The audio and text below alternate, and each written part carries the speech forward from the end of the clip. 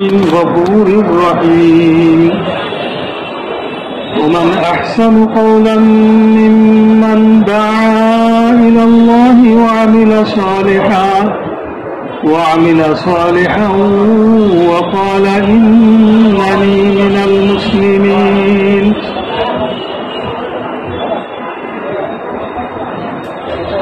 قابل احترام बुजुर्ग दोस्तों और भाइयों, দুনিয়াতে যত কিছু আমরা দুই চোখে দেখি, আমাদের নজরে আসে, দৃষ্টিগোচর হয়, সবকিছু আল্লাহ তাআলা বানাইছেন।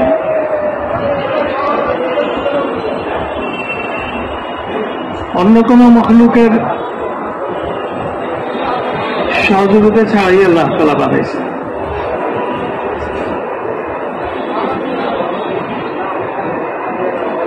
বানানোর ব্যাপারেও আল্লাহ তাআলা একক, রক্ষণাবেক্ষণের ব্যাপারেও আল্লাহ তাআলা একক।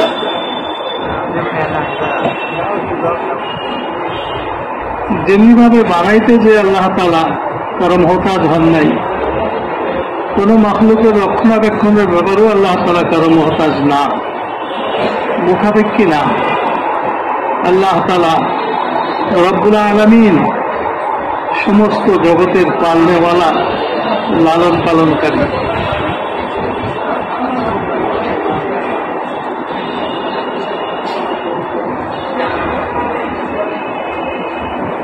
রক্ষণাবেক্ষণের দায়িত্ব আল্লাহ তাআলার উপরই আল্লাহ তাআলা রাখছেন, কারণ আল্লাহ তাআলা মালিক।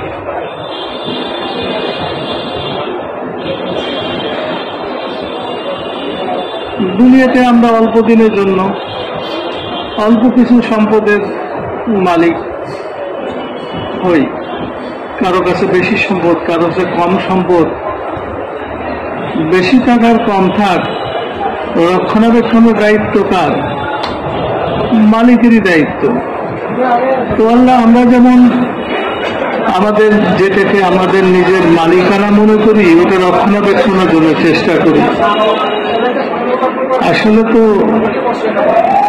আমরা এর প্রকৃত মালিক না, কারণ প্রকৃত মালিক যদি হইতো,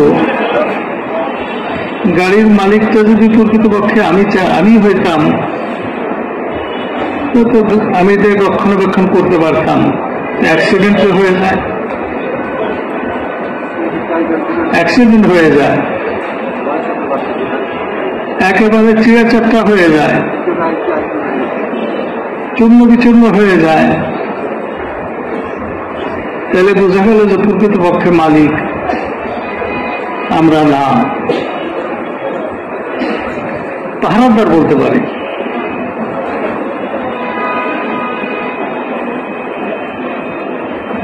কিন্তু আল্লাহ তাআলা আমরা সহ সমস্ত মাখলুকের মালিক। এই জন্য আল্লাহ তাআলা যতদিন পর্যন্ত আমাদেরকে জীবিত রাখতে চান, এতদিন পর্যন্ত মৃত্যু আমাকে স্পর্শ করতে পারবে না। আল্লাহ তাআলা যতদিন পর্যন্ত আমাকে সুস্থ রাখতে চান, এতদিন পর্যন্ত কেউ আমাকে অসুস্থ বানাইতে পারবে না। আল্লাহ তাআলা যতদিন পর্যন্ত আমাকে হেফাজত করতে চান, এতদিন পর্যন্ত কেউ আমাকে কোনো ক্ষতি করতে পারবে না। আল্লাহ তাআলা যতদিন পর্যন্ত আমাকে উন্নতি দিতে চাইবেন, আমার উন্নতিকে ঠেকানোর মতো কেউ নাই। যতদিন পর্যন্ত আল্লাহ তাআলা আমাকে সম্মানের আসনে বসায় রাখতে চাইবেন, এতদিন পর্যন্ত কেউ আমাকে অপমান করতে পারবে না। অনুরূপভাবে আল্লাহ তাআলা আমাদের জীবনের মালিক। আল্লাহ তাআলা যেদিন আমাদের মৃত্যু ফয়সালা করবেন, ওই দিন কেউ আমাকে ঠেকাই রাখতে পারবে না। যত বড় ডাক্তার, যত বড় বড় বিজ্ঞানী, সায়েন্টিস্ট হোক না কেন, আমাকে কেউ বাঁচাই রাখতে পারবে না। কারণ হলো আল্লাহ তাআলা আমার হায়াত শেষ করার ফয়সালা করে দিয়েছেন। আমি যতই ইজ্জতের নকশার মধ্যে থাকি না কেন, সম্মানের পরিবেশের থাকি না কেন, আল্লাহ তাআলা যখন আমাকে অপমান করতে চাইবেন, ওই পরিবেশ, ওই মানসিক ব্যবস্থা আমাকে রক্ষা করতে পারবে না, রক্ষা করতে পারবে না। কারণ ইজ্জতের মালিক আল্লাহ তাআলা। কত ইজ্জু মান তাশা, যখন আমাকে ইজ্জত সম্মানের অবস্থান থেকে আল্লাহ তাআলা অন্য ফয়সালা করে দিবেন, বেইজ্জতি জিল্লতি ফয়সালা করে দিবেন, তখন কেউ আমাকে বাঁচায় রাখতে পারবে না বেইজ্জতি হওয়ার পথের থেকে। কারণ কত জিল্লু মান তাশা, আল্লাহ তাআলাই বেইজ্জতি করার মালিক। আল্লাহ তাআলা যাকে চান তাকে বেইজ্জতি করে দেন। ইজ্জতের নকশার মধ্যে থাকতে থাকতেও আল্লাহ তাআলা বেইজ্জতি করতে পারেন। ফেরাউন তো বড় ইজ্জতের নকশার মধ্যে ছিল, আল্লাহ তাআলা ওইখান থেকে তাকে বেইজ্জতি করে দিয়েছেন। তাকে ঘাট ধরে কান ধরে ওই সিংহাসন থেকে বের করেন নাই, আল্লাহ হিকমতের সে বের হয়ে গেছে, নিজের সে বের হয়ে গেছে। তার মাথার মধ্যে ঢুকছে যে বনী ইসরাইল সংখ্যা খুব অল্প, আর ওরা খুব দুর্বল, ওদের কাছে কোনো সামরিক সরঞ্জাম আদি নাই, তাদের কাছে কোনো অস্ত্র বারুদ হাতিয়ার নাই, ওরা খালি হাত, ফকির মিসকিনের দল। মাথার মধ্যে শুধু আল্লাহ তাআলা এদের ঢুকে দিয়েছে। আর তারা যেদিকে গেছে বলে খবর পেয়েছে, ওইদিকে সামনে সাগর, সামনে কি নাই সাগর, ওইখানে যে যত গতিতেই যাক না কেন ওখানে যে থেমে যেতে হবে, এই বুদ্ধিটুকুন আল্লাহ তাআলার মাথার মধ্যে ঢুকে দিয়েছে। ওই বুদ্ধিতে সে বুদ্ধির কাছে বাধ্য হয়েছে সিংহাসন থেকে বের হয়ে বনী ইসরাইলের পিছনে ধাওয়া করার জন্য। কিন্তু ওইখানে যে তার জন্য মরণ লেখা ছিল, বেইজ্জতির ফয়সালা করে রাখছিলেন, এটা জানে না। কারণ কার ব্যাপারে কি ফয়সালা, কার ব্যাপারে কি সিদ্ধান্ত, এটা কে জানে? আল্লাহ জানে, আল্লাহ ছাড়া আর কেউ জানে না। ইন্নাল্লাহা ইনদাহু ইলমুস সাআহ ওয়া ইউনাজ্জিলুল গায়থা ওয়া ইয়া'লামু মা ফিল আরহাম ওয়া মা তাদরি নাফসুন মাযা তাকসিবু গাদা। কিয়ামত কবে হবে একমাত্র আল্লাহ তাআলা জানেন, নিঃসন্দেহে একমাত্র আল্লাহ তাআলা জানেন। বৃষ্টি কখন হবে নিঃসন্দেহে একমাত্র আল্লাহ তাআলা জানেন। মায়ের গর্ভে কি আছে নিঃসন্দেহে একমাত্র আল্লাহ তাআলা জানেন। আগামীকাল কি হবে এটা নিঃসন্দেহে একমাত্র আল্লাহ তাআলা জানেন। এতে পরিকল্পনা আপনারা আমি যাই করি না কেন, বা কেউ যাই করুক না কেন, 30 সাল পর্যন্ত পরিকল্পনা, 40 সাল পর্যন্ত পরিকল্পনা যাই করুক না কেন, এই সমস্ত পরিকল্পনা আল্লাহ তাআলার সিদ্ধান্তকে বাধাগ্রস্ত করতে পারবে না। কারণ সর্বশক্তিমান। কারণ কি ভাই? সর্বশক্তিমান, যার শক্তির মোকাবেলা করার মতো ক্ষমতা দুনিয়ার কোন বিশেষ মাখলুক তো দূরের কথা, সমস্ত মাখলুকের সমন্বয়েও আল্লাহ তাআলার ক্ষমতার মোকাবেলা করার মতো শক্তি নাই।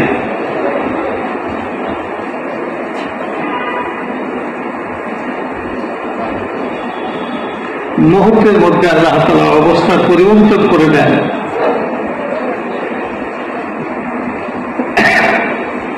ফেরাউন ছুটল মুসা আলাইহিস সালামের কওমকে ধরার জন্য, খতম করার জন্য, নিশ্চিহ্ন করে দেওয়ার জন্য। ওইদিকে কওম যেহেতু চলতে চলতে চলতে চলতে সাগরের পাড়ে যে উপস্থিত, বাহারে কুলজুমের যে উপস্থিত,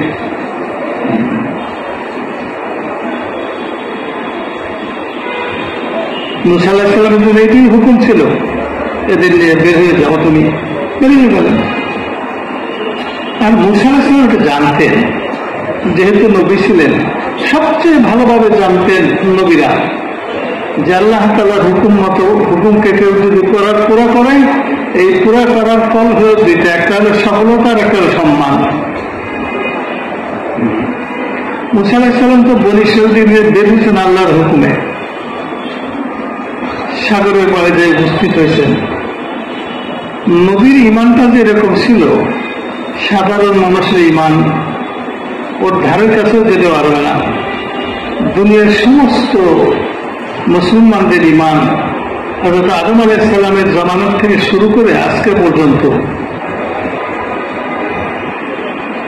যত ইমানদার ছিল তাদের ইমানের সমন্বয় যতখানি ইমান হবে, সকলের ইমানের সমন্বয় যতখানি ইমান হবে, এতখানি ইমান একজন নবীর ইমানের 1000 ভাগের 1 ভাগও না। নবীদের সাথে আল্লাহ তাআলার বিশেষ একটা লেনদেন ছিল সবসময়। হুজুর সাল্লাল্লাহু আলাইহি ওয়াসাল্লাম মাঝে মাঝে সাওমে বেসাল রাখতেন, একাধারে রোজা, না সেহরি না ইফতারি, কিছুই নাই। দেখা দেখি সাহাবারাও অনেকে শুরু করলো, তো হুজুর সাল্লাল্লাহু আলাইহি ওয়াসাল্লাম তাদেরকে বললেন যে তোমরা ওইরকম ভাবে সেহরি ইফতারি বাদ দিয়ে রোজা রাখো, আর সেহরি ইফতারি কিছু খাও। আমার অনুকরণ করতে এসো না, কারণ আমাকে আল্লাহ তাআলা এই অবস্থায় যা খাওয়ায় এটা তোরা পাবে না। নবীদের সাথে আল্লাহ তাআলা একটা আলাদা ব্যাপার স্যাপার ছিল সবসময়। তখন ইসরায়েল যখন দেখলো যে সামনে সাগর, পিছনে ফেরাউনের বাহিনী, বিশাল বাহিনী, বললেন যে ও মুসা ইন্না লামুদরাকুন, আমরা তো ধরা পড়ে গেছি। এত মানুষের হতাশা নিরাশা সত্ত্বেও মুসা আলাইহিস সালামের মধ্যে, ইমানের মধ্যে কোন রকম কোনো পরিবর্তন আসলো না। নবীর ইমান তো ইমানে। মুসা আলাইহিস সালাম কি বলল যে কাল্লা, অসম্ভব, কখনো হইতে পারে না।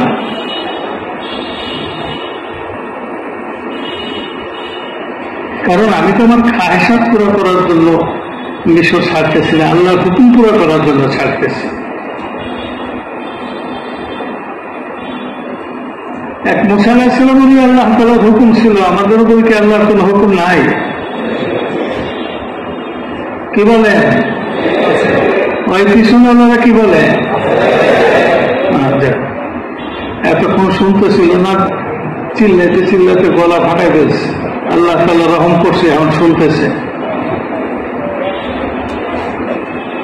একটু সবর তো করতে হয়, একটু দোয়া তো করতে হয় যে আল্লাহ মশারা হয়েছে,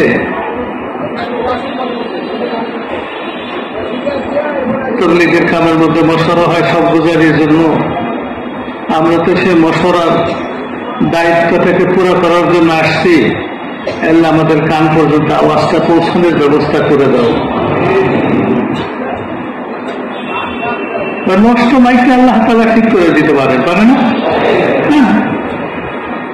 হযরত ইলিয়াস রাহমাতুল্লাহর জামানাতে একবার দেওয়াল ঘড়িটা নষ্ট হয়ে গেল, বন্ধ হয়ে গেল, চলে না।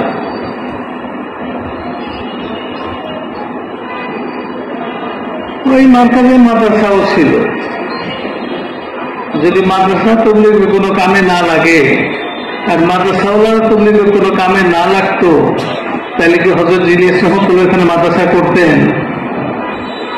এখন কিছু মানুষই কি বলে, হুজুরদের তো কোনো অবদান আমার উপরে নাই, আমাকে তো তবলিগে লাগাইছে অমুক সার, কেউ বলে অমুক সার, কেউ বলে অমুক পাঠা, এরা আমাদের তবলিগে লাগাইছে। আলেম আমাদের চেহারা আমরা দেখি নেই, বলে না অনেকে। যান জিজ্ঞেস করেন, আপনি তবলিগ করবেন মাদ্রাসা করছেন কে? মাদ্রাসা তবলিগের কোন কামে লাগে? হুজুরা তো কিছু করে না। মেরে মোহতারাম দোস্ত বুজুর্গ,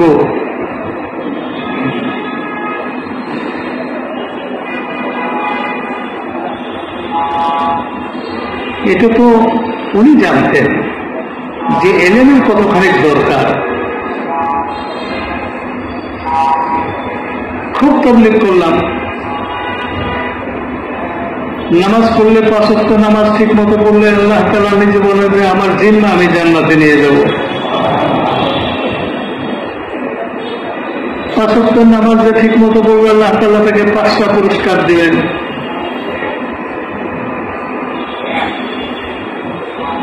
হুজুর সাল্লাল্লাহু আলাইহি ওয়াসাল্লাম জান্নাতের বিশাল নিয়ামতের বয়ান করছেন। বয়ান করতে করতে জান্নাতের মধ্যে বাজার হবে, সে বাজারে বয়ান করছেন। বাজারের আগে আল্লাহ তাআলা সব জান্নাতীদের সাথে একসাথে বসে কথা বলবেন, সামনে বসে কথা বলবেন, ওই বয়ান করছে। সামনে বসার আগে জান্নাতীরা কেউ মতির মেম্বারে বসবে, কেউ হিরোবের মেম্বারে উপরে বসবে, কেউ জবরদস্তের মেম্বারে উপরে বসবে, কেউ নূরের মেম্বারের উপরে বসবে, কেউ স্বর্ণের চেয়ারের উপরে বসবে, কেউ উপর চেয়ারের উপরে বসবে, কেউ মেশকের চেয়ারের উপরে বসবে। আল্লাহ তাআলার কুদরত এমনই। এই সমস্ত ধাতুর মধ্যে সবচেয়ে কম দামি ধাতু যেটা, ওই চেয়ারেও যে বসবে তার মনে পড়বে না যে আমার পাশে যে হীরের চেয়ারের উপর বসা যে লোকটা, এই লোকটা খুব দামি। আর হীরের চেয়ারের উপর যে বসছে তার মনের মধ্যে এই কথা কখনো আসবে না যে ওই যে রূপের চেয়ারের উপর যে বসছে তার চেয়ে আমার চেয়ারটা দামি। মানুষের ভিতরে সমস্ত অহংকার, বড়াই, ময়লা আবর্জনা সব আল্লাহ তাআলা দূর করে দেবেন।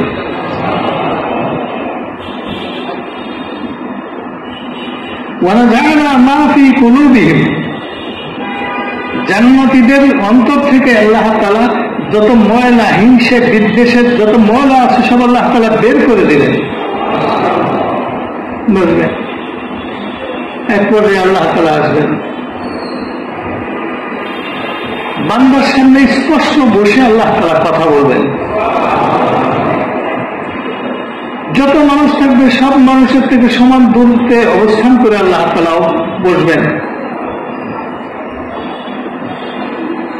একজনকে জিজ্ঞেস করবে, এই ওই যে অমুক দিনের কথা মনে আছে যে গুনাহ একটা করছিলাম,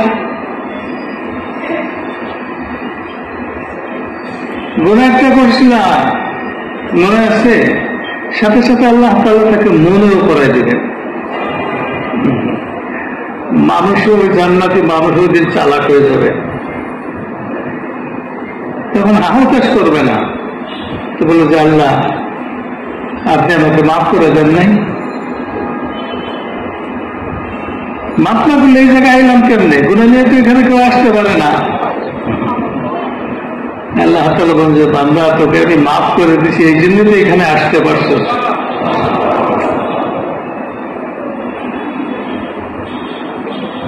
যারা দুনিয়াতে আল্লাহ হুকুম নবীর তরিকা মতো ছিল জান্নাত পর্যন্ত যাইতে পারবে, তাদের সাথে আল্লাহ তাআলার আচরণটা এমনই হবে। ওই হেডমাস্টারের মতো না,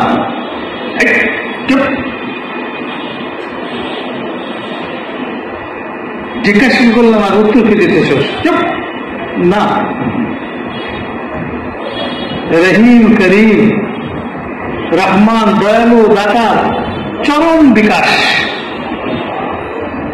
বান্দার কত বড় সাহস যে আল্লাহ তাআলা বলেন যেদিন এগুলো করছিলাম মনে আছে?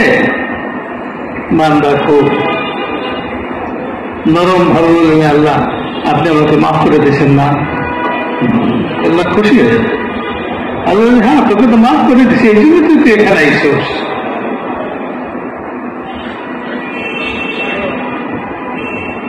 সেখানে এক একজনের চেয়ে আর একজনের দামি কাপড় দামি, এক একজনের কাপড় দামি। নিম্ন স্তরের একজন জান্নাতি, আদনা দরজা, ছোট দরজা, এরকম জান্নাতি। আবার হুজুর সাহেব কি বলছেন?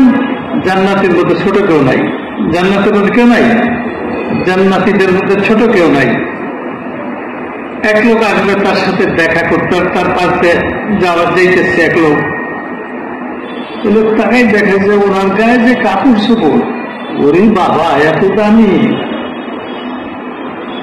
এত দামি।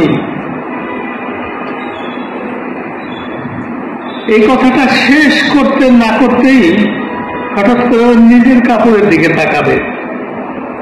যারা পান খায় তারা দেখেন না মাঝে মাঝে পাঞ্জাবের দিকে তাকায়, যে দাগ লাগলো নাকি আবার নিজের কাপড়ের দিকে তাকাবে। আমার এই কাপড়টা তোমাদের কাপড়ে এত দামি। এইটা বলা শেষ করার আগেই নিজের কাপড়ের দিকে যখন তাকাবে তখন দেখবে যে নিজের তার চেয়ে বেশি দামি।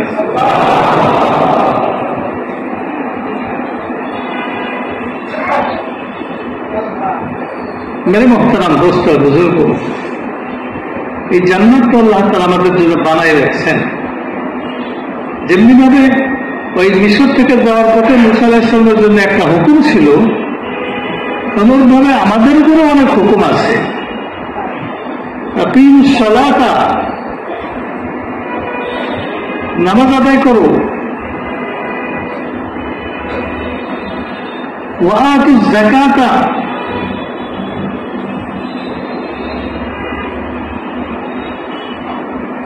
যাকাত দাও, আতিমুল হজ্জা ওয়াল উমরাতা, হজ উমরাকে পুরা করো।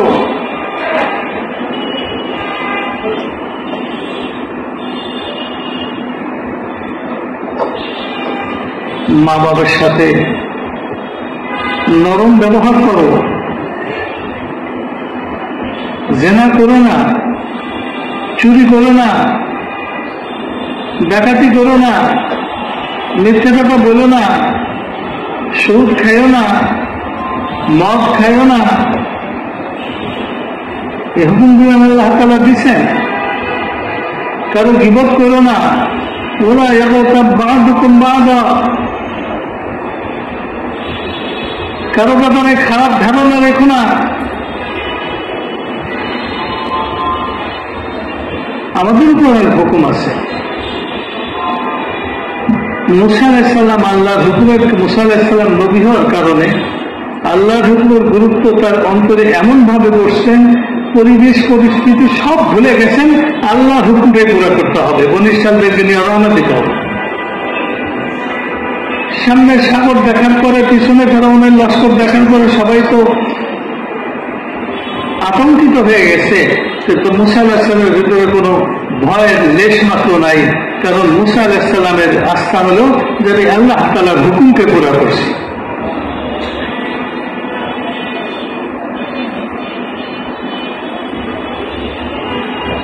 আমরা তো শ্রেষ্ঠ নবীর উম্মত, তার সত্ত্বেও আমার আস্থা হয় না নামাজ পড়ার পরে যে আমার সমস্যা আল্লাহ তাআলা দূর করে দিবেন, কারণ আমি নামাজ পড়ছি। কারণ নামাজের দ্বারা সমস্যা দূর হবে, এটা আল্লাহ তাআলার তালিম। কার শিক্ষা ভাই? আল্লাহর শিক্ষা। ওয়াস্তাঈনু বিস-সাবরি ওয়াস-সালাহ। বিপদ যেটা আসছে কারোর সাথে আলোচনা করো না, নামাজ পড়ে আমার কাছে সাহায্য চাও। আল্লাহর কাছে সাহায্য চাওয়ার ফর্মুলা আল্লাহ তাআলা বলে দিয়েছেন। এটাকে সাহায্য করার জন্য না মূলা দেখানোর জন্য? আল্লাহর কাছে সাহায্য চাওয়ার একটা রাস্তা আল্লাহ তাআলা বলছেন। এটাকে সাহায্য করার জন্য বলছেন না মূলা দেখানোর জন্য বলছেন? কারণ ইন্নাল্লাহা লা ইখলিফুল মিআদ, আল্লাহ তাআলা কখনই ওয়াদা ভঙ্গ করেন না, অঙ্গীকার ভঙ্গ করেন না। এটা আল্লাহ তাআলা ওয়াদা। সাহায্য চাও এইভাবে, আমি তোমাকে পুরো সাহায্য পুরা করব। আল্লাহ তাআলা ওয়াদা, উদউনি আস্তাজিব লাকুম, চাও আমার কাছে দেব আমি, দেব আমি। আমাদের আল্লাহ তাআলার হুকুম পুরা করার পরে ওই একিনতে নাই। ওই একিনের দুর্বলতার কারণে কম বেশি হুকুম আমরা সকলেই আদায় করতেছি, কিন্তু একিনের দুর্বলতার কারণে আমরা আমাদের সমস্যার সমাধান করতে পারতেছি না।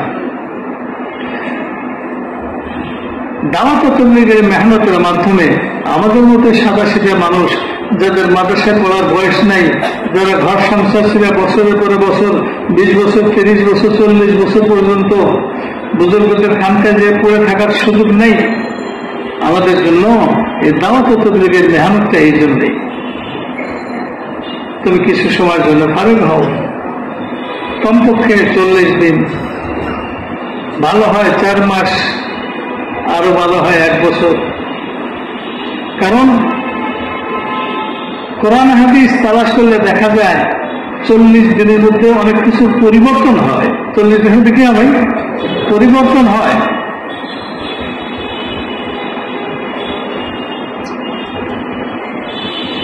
এই 40 দিনে বের হয়। 4 মাসের মধ্যে পরিবর্তন হইতে হইতে জিনিস পরিপূর্ণ হয়। মায়ের গর্ভে বাচ্চা আসার পরে 4 মাস পরে তার শরীরটা পরিপূর্ণ হয়। এটাকে নিয়ে খালি বলে ভালো লক্ষণ নেওয়া। এই ভালো লক্ষণ নিয়ে তুমি বের হও, যে পরিবর্তন হবে, 4 মাসের পূর্ণতা হবে। অনেকের জীবনে দেখাও যায়, এলাকার মধ্যে সবচেয়ে মন্দ মানুষটা 4 মাস লাগে গেছে, এখন এলাকার মানুষরা তাকে সবচেয়ে ভালো মানুষ বলে। কি বলেন? বলে কি বলে না? ভালো মানুষ বলে। পরিবর্তন হয়। তো মেরে মুহতারাম দোস্ত আর বুজুর্গ, মুসা আলাইহিস সালাম তো ছিল যে হইতে পারে না যে আল্লাহ তাআলা আমাকে ধ্বংস করবেন না, ফেরাউনের হাতে আমাকে দিয়ে দিবেন, হইতে পারে না। কারণ আমি তো আল্লাহ তাআলার হুকুম পুরো করছি। উনি চিৎকার দিয়ে বললেন যে আল্লাহ, অসম্ভব, হইতে পারে না। কেন? ইন্না মা'ইয়া রাব্বি সায়াহদিন, আমার সাথে আমার আল্লাহ আছে। আল্লাহ তাআলা অতি সত্বর আমাকে বাঁচার রাস্তা দিয়ে দিবেন, সফলতার রাস্তা দিয়ে দিবেন, কামিয়াবির রাস্তা দিয়ে দিবেন। কারণ এটি হল ঈমানের ফল, আল্লাহর হুকুম মানার ফল। আল্লাহ তাআলা সফলতা দেবেন। আল্লাহ তাআলা এর আগে হুকুমটা তো তেমন বিবেকে ধরতো যে এদেরকে নিয়ে চলে যায়, ফেরাউন জুলুম করা আপনার উপরে, এদেরকে নিয়ে চলে যায়, এগুলো বিবেকে ধরে। যুক্তিতে টিকে এখন একটা হুকুম দিলেন আল্লাহ তাআলা, আপনার হাতে যে লাঠি আছে ওই লাঠিতে সাগরের মধ্যে একটা বাড়ি দেন। আল্লাহ তাআলা হয়তোবা যাচাই করলেন যে যুক্তিতে ধরে, বুদ্ধিতে ধরে এই হুকুমগুলো মানে, যেটা বুদ্ধিতে ধরে না, যুক্তিতে খাটে না, এইগুলো মানে কিনা। মুসা আলাইহিস সালাম যেভাবে যুক্তিতে ধরে এটাও পুরো করছেন, যেটা বুঝে আসে না যুক্তিতে ধরে না ওইটাও পুরো করে দিলেন।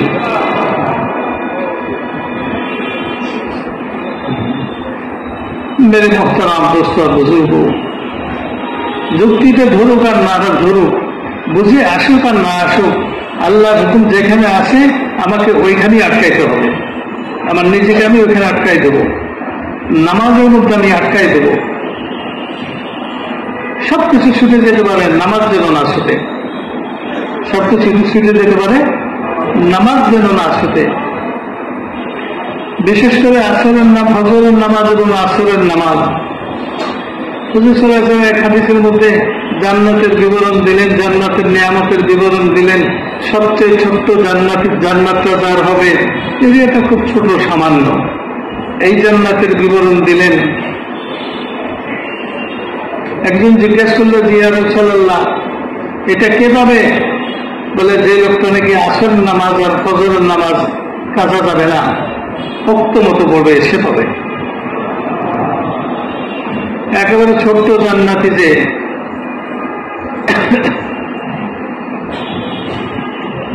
সে একটা সময় তার স্ত্রীর দিকে তাকায় দেখবে,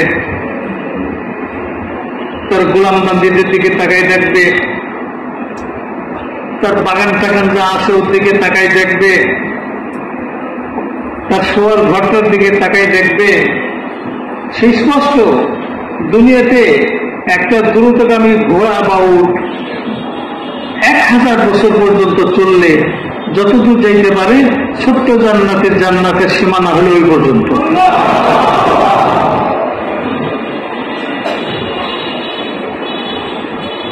কিন্তু এই জান্নাতটা তো আল্লাহ তাআলা বানাইছেন আমাদের জন্য, বান্দাদের জন্য, সবার জন্য আল্লাহ তাআলা জান্নাত বানাই রাখছেন। যারা ঈমান আনছে তাদের জন্য, যারা ঈমান আনে নাই তাদের জন্য জান্নাত বানাই রাখছেন। যদি লোক সংখ্যা 4 ভাগের 1 ভাগ জান্নাত বানাইতো, তাইলে তো মানুষে বলতে পারতো যে আল্লাহর ফায়সালা তো আগের থেকেই 3 ভাগ মানুষকে জাহান্নামে দেবে, 1 ভাগকে জান্নাত দেবে। এই কথা যাতে কেউ না বলতে পারে, এই জন্য যত মানুষ দুনিয়াতে কিয়ামত পর্যন্ত আল্লাহ তাআলা বানাবেন, সকল মানুষের জন্য আল্লাহ তাআলা জান্নাত বানাই রাখছেন। এই ছোট জান্নাতটা হলো এক পাশ থেকে আর এক পাশ পর্যন্ত যাইতে 1000 বছর পর্যন্ত একটা ঘোড়া দৌড়েলে যতদূর যাইতে পারে এত দূর দূরত্ব চতুর্দিকে। মেরে মোহতারাম, অভাব নাই আল্লাহ তাআলার কাছে, কিছু অভাব নাই। এটা তো বোঝা খুব সহজ। আমরা যখন মার পেটে ছিলাম, 4 মাস যেদিন বয়স হয়ে গেল, রুহু আমাদের ভিতরে আসলো, তখন কি আমরা জীবিত ছিলাম না মৃত্যু ছিলাম? বুঝতে পারছেন কথাটা? রুহু যখন আসলো তখন জীবিত ছিলাম না মৃত্যু ছিলাম? কতটুক জায়গার মধ্যে ছিলাম। ওখান থেকে বের করে যে দুনিয়াতে আল্লাহ তাআলা আমাদের পাঠাইছে, এই দুনিয়াটা আমার মায়ের পেটের যতটুক জায়গার মধ্যে ছিলাম তার কত হাজার, কত লক্ষ, কত কোটি গুণ বড়। যে আল্লাহ তাআলা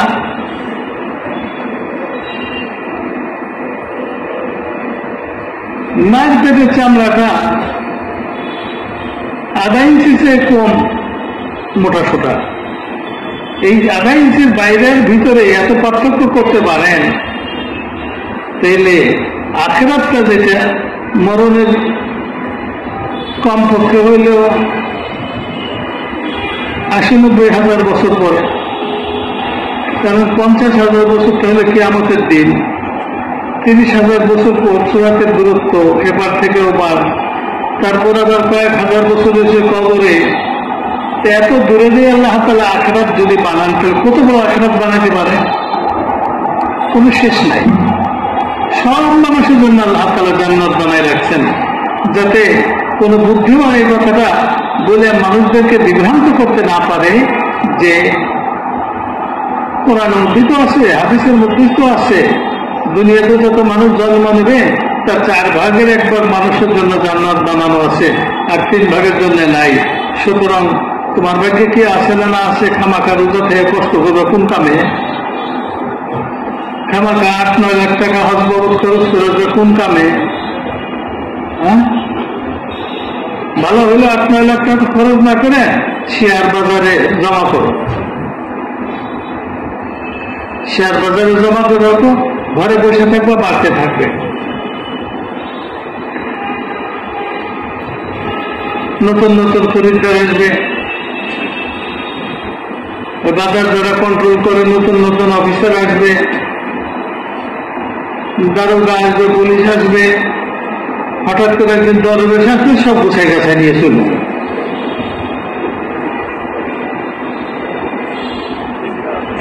খামাখা হজরে নষ্ট করে কোন কালে? নিশ্চয়তা নাই। প্রতি 4 জনের জন্য একটা জান্নাত পাবে, 4 জনের জন্য 4 জনের মধ্যে থেকে 1 জন পাবে, 3 জনে পাবে না।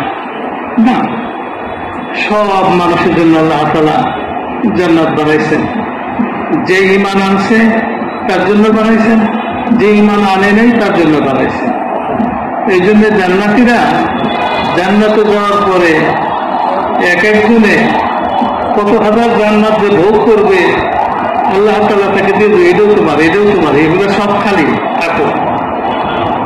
ওই প্লেনে যাওয়ার সময় অনেক সময় দেখা যায় যে প্যাসেঞ্জার নাই। একবার আমরা সাউথ আফ্রিকাতে গেলাম, ঢাকার থেকে উঠলাম জিদ্দা, সৌদি এয়ারলাইন্সে, দেখলাম যে সিট খালি একেবারে। চেটে খেয়ে যে 6 ঘন্টা পর্যন্ত নাক ডেকে ঘুম। জিদ্দার থেকে যখন আবার জোহান্সবার্গের দিকে রওনা দেখলাম, তখন যে আরো খালি। তখন কি আরো খালি মানে কি? মহাখালী। এখন ঘুরে ঘুরে সময় কাপ, কতক্ষণ এই 4 সিটে, কখন ওই 4 সিটে। তো জোহান্সবার্গ থেকে যখন আসলাম, ওই দিন আমাদের কষ্ট হলো ঠিকই, কিন্তু আসলে কষ্টের কথা না, প্লেন ভরা আর সব উমরায় আসতেছে, প্লেন ভরা, এত মানুষ আল্লাহর ঘরে যাইতেছে। এটা দেখলে ভালো লাগার কথা না খারাপ লাগার কথা? আমার খুব ভালো লাগলো। এই জন্য আল্লাহ তাআলা তার পুরস্কার দিলেন যে নেক মানুষদের ক্ষেত্রে তোমাদের ভালো লাগছে, তোমাদের একটা পুরস্কার দেব। কি? ওই দিন প্যাসেঞ্জার বেশি হয়ে গেছে, জিদ্দার থেকে বাংলাদেশে আসার প্যাসেঞ্জার কি হয়ে গেছে? বেশি হয়ে গেছে। তো অধিকাংশ মানুষই 98 জনে জিদ্দার থেকে উঠছে, ঢাকায় এসে নামবে। কিছু মানুষ এদিক ওদিক থেকেও আসছে, তারা জিদ্দা অপেক্ষা করতেছে, ওখান থেকে ঢাকায় আসবে। তার মধ্যে আমরাও জোহান্সবার্গ থেকে আসছি। আমাদের সহ আরো কয়েকজন বয়সী মানুষকে বিজনেস ক্লাসের টিকিট ধরাই দিল।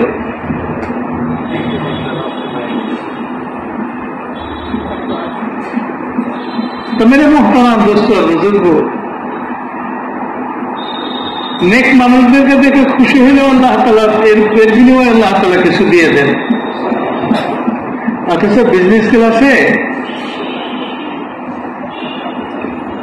জিদ্দার থেকে ঢাকাতে আসতে হলে এমনি টিকিটের দাম যা, তার 3 গুণ লাগে। তার কয় গুণ লাগে? 3 গুণ লাগে। তো মেরে মোহতারাম দোস্ত আর বুজুর্গ, প্লেনের সিট খালি থাকলে শুয়ে পড়লেও এয়ার ক্রু যারা আছে, এয়ার হোস্টেস যারা আছে, তারা কিছুই বলে না, ঘুমান, সিট খালি। মেরে মোহতারাম দোস্ত আর বুজুর্গ, জান্নাতে মানুষ যখন যাবে তখন দেখবে যে সিট খালি। কি খালি? সিট খালি, কিন্তু নিজেরটা ভরা, নিজেরটা কিন্তু ভরা। দুনিয়ার বিবি ভাগে ভাবে 2 জন, অনেকে বলতেছে বিয়ে করছি একটা, 2 জন কোথার থেকে আসবে। আরো অনেক নেক আল্লাহর বান্দি আছে যাদের স্বামীরা ওটা পাল্টা ছিল, মদ টদ খাইতো, ঘুষ টুস খাইতো। হ্যাঁ, ওরা জান্নাতে যেতে গেলে এই মহিলা আল্লাহর কাছে কাঁদতো, খালি নামাজ পড়তো, রোজা করতো, তাকে জান্নাতে দিয়ে দেবে। তাকে জান্নাতে আর এক পুরুষের স্ত্রী বানাই দেবে। হুর আলাদা, হুর কি আলাদা, কমপক্ষে 70 জন হুর। কিন্তু হুরের রূপগুলো আপনারা যতই শোনেন না কেন, দুনিয়ার বিবির রূপের কাছে কিছুই না। বান্দি দাসের মতো মনে হবে আর কি, এমন পার্থক্য। দুনিয়ার যে 2 বিবি পাবে, তারা 70 জোড়া কাপড় পরবে। এই কাপড়ের ভিতর দিয়ে তাদের এই হাঁটু দেখা যাবে, হাঁটুর মধ্যে হাড্ডি দেখা যাবে, হাড্ডির মধ্যে ক্যালসিয়াম দেখা যাবে, তাদের বুক দেখা যাবে, বুকের মধ্যে অন্তর দেখা যাবে, অন্তরে যে খালি স্বামীকেই মহব্বত করে এইটাও দেখা যাবে।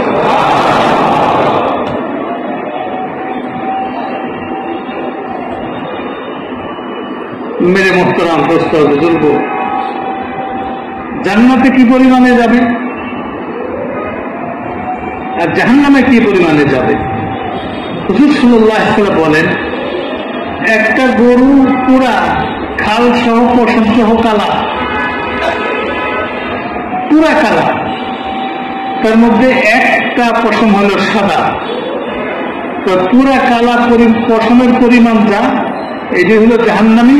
একটা সাদা পশমের পরিমাণ, একটা সাদা পশমালা, ওইটা হলো জান্নাতি।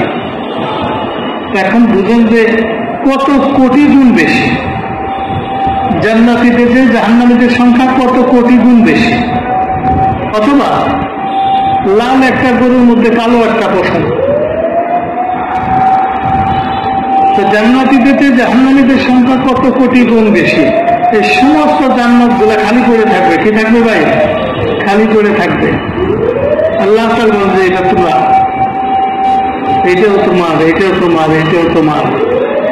মেরে মোহতারাম দোস্ত বুজুর্গ, যখন সম্পদ আসে তখন ঘরে আর জায়গা হয় না।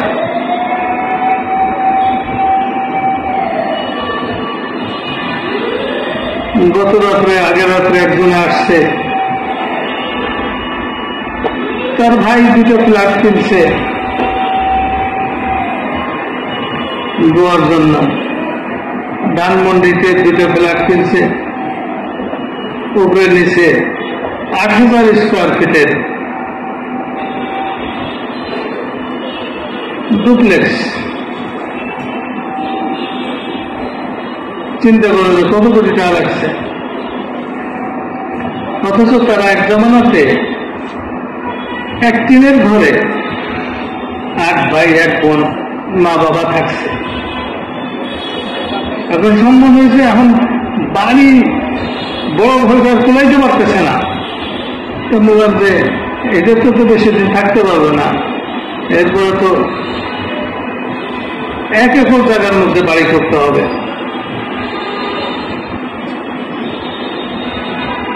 এক ব্যবসায়ী গ্রুপ আছে, নাম বলবো না, ওই বলতা যে মার্কেট আছে, মার্কেটের উত্তর পাশে তার 4 পোলার বাড়ি আছে।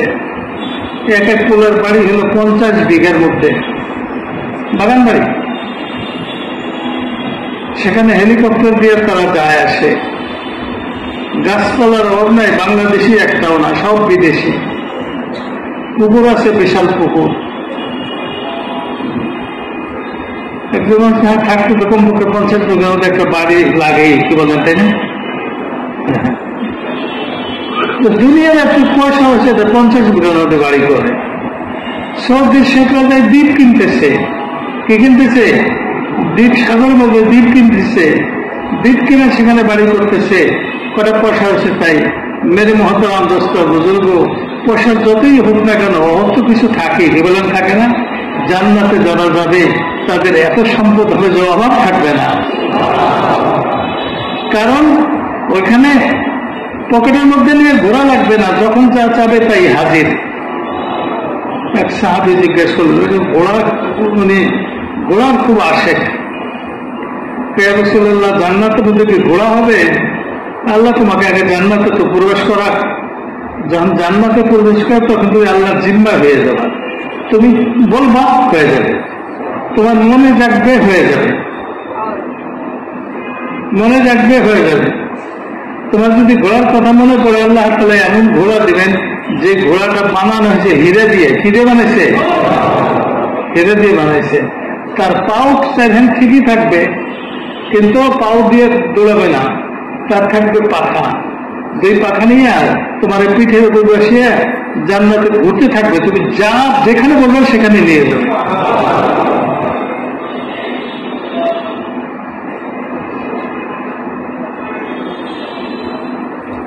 আর একজনের গ্রাম দেশের বেদুইন বলতে, ইয়া রাসূলুল্লাহ, উট হবে নাকি? উট তো আমার খুব ভালো লাগে। তাকে বলছে, তুমি তোমাকে আগে আল্লাহ তাআলা জান্নাত দেখ, তারপরে। তার জন্য এত তফসিল বলে নাই যে উটটা কেমন হবে, উঠবে না ঘুরবে, কি করবে, এগুলো বলেনি। তো মেরে মুহতারাম দোস্ত বুজুর্গ, এত বড় জান্নাতের ব্যবহারের বুদ্ধিও আল্লাহ তাআলা তাকে দিয়ে দিবেন। ব্যবহারের বুদ্ধিও আল্লাহ তাআলা তাকে দিয়ে দিবেন। তো মেরে মুহতারাম দোস্ত বুজুর্গ, মুসা আলাইহিস সালাম আল্লাহ তাআলার হুকুম পুরা করে ফেরাউনের জুলুমের থেকে আল্লাহ তাআলা তাকে মুক্তি দিয়ে দিলেন। আর আমরা যদি আমাদের উপর যে হুকুমগুলো আছে এগুলো পুরা করি, তা আল্লাহ তাআলা জাহান্নাম থেকে আমাদেরকে মুক্তি দেবেন না? কিন্তু বুঝি ঠিকই, ইনশাল্লাহ বলি, মাশাল্লাহ বলি, সবকিছু বলি, কিন্তু যেখানে আমরা আটকা পড়ছি ওখান থেকে ছোটার জন্য চেষ্টা করি না। আটকা পড়ছি আমরা মালের মহব্বতের মধ্যে, আটকা পড়ছি আমরা বাড়ি ঘরের মহব্বতের মধ্যে, আটকা পড়ছি আমরা আমাদের পরীক্ষা নেওয়ার জন্য যেগুলোকে বানাইছিলেন সেইগুলোর মধ্যে আটকা পড়ে গেছি। এখানে আনন্দ করার জন্য আল্লাহ তাআলা আমাদেরকে মান দেন নাই, আনন্দ করার জন্য আল্লাহ তাআলা আমাদেরকে সন্তান দেন নাই। আল্লাহ তাআলা বলেন যেগুলো তোমাদেরকে পরীক্ষার জন্য দিছি, এইগুলা পাওয়ার পরে তাদের জন্য কতখানি হয়ে যাও, তাদের জন্য কতখানি সময় দাও, আর আমাকে কতখানি সময় দাও, এইটা দেখার জন্য। ইন্নামা আমওয়ালুকুম ওয়া আওলাদুকুম ফিতনা, পরীক্ষার বিষয় এগুলোতে পরীক্ষা করবেন। হ্যাঁ, পরীক্ষা করতেছেন আল্লাহ তাআলা। এগুলা পাওয়ার পরে আল্লাহর কথা মনে থাকে না আল্লাহ তাআলাকে ভুলে যায়। যদি আল্লাহ তাআলাকে ভুলে যাওয়ার কোনো কারণ হয়ে যায়, তাইলে এই সম্পদ আর এই ঔলাদ আমাকে জাহান্নামে যাওয়ার জড়িয়ে হয়ে যায়। আব্দুল্লাহ বিন রাওয়াহা রাদিয়াল্লাহু তাআলা আনহুকে তবুকের যুদ্ধের মধ্যে দ্বিতীয় আমির বানাই দিলেন, কি মানে তৃতীয় আমির বানাই দিলেন। কয় নম্বর আমির বানাইলেন? তৃতীয় আমির বানাই দিলেন। এক ইহুদি আলেম বলল যে 3 জনই শহীদ হয়ে যাবে। যায়েদ বিন হারেসাও শহীদ হয়ে যাবে, জাফর বিন আবি তালেবও শহীদ হয়ে যাবে, আব্দুল্লাহ বিন রাওয়াহাও শহীদ হয়ে যাবে। কোন নবী যখন একের পরে এক এরকম আমির বানাইতে থাকেন, এটি হলো তার প্রমাণে জিন্নুর শহীদ হয়ে যাবে। মেরে মোহতারাম দোস্ত বুজুর্গ, যায়েদ বিন হারেসা রাদিয়াল্লাহু তাআলা আনহু শহীদ হয়ে গেলেন। লড়াইয়ের ময়দানে বাদ জাফর বিন আবি তালেব আলী রাদিয়াল্লাহু তাআলা ভাই, উনিও শহীদ হয়ে গেলেন। তারপরে তালাশ করলো আব্দুল্লাহ বিন রাওয়াহা, উনি কয়েকদিন যাবৎ ক্ষুধার্ত ছিলেন। যখন উনি শুনতে পাইলেন যে ওনাকে তালাশ করতেছে, উনি দ্রুত যাওয়ার জন্য প্রস্তুতি নিলেন। একজন বললেন যে তুমি তো কয়েকদিন যাবৎ খাও নাই, এই গোস্ত তো খাইতে খাইতে যাও, বা এই গোস্ত তো খাইয়ে দাও। 2 কামড় খাওয়ার পরে বলে যায় দেরি হয়ে যেতেছে, দেরি হয়ে যেতেছে।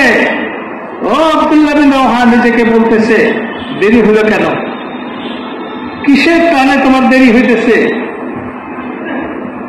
ডাক দেওয়ার সাথে সাথে কেন উপস্থিত হইতে পারল না?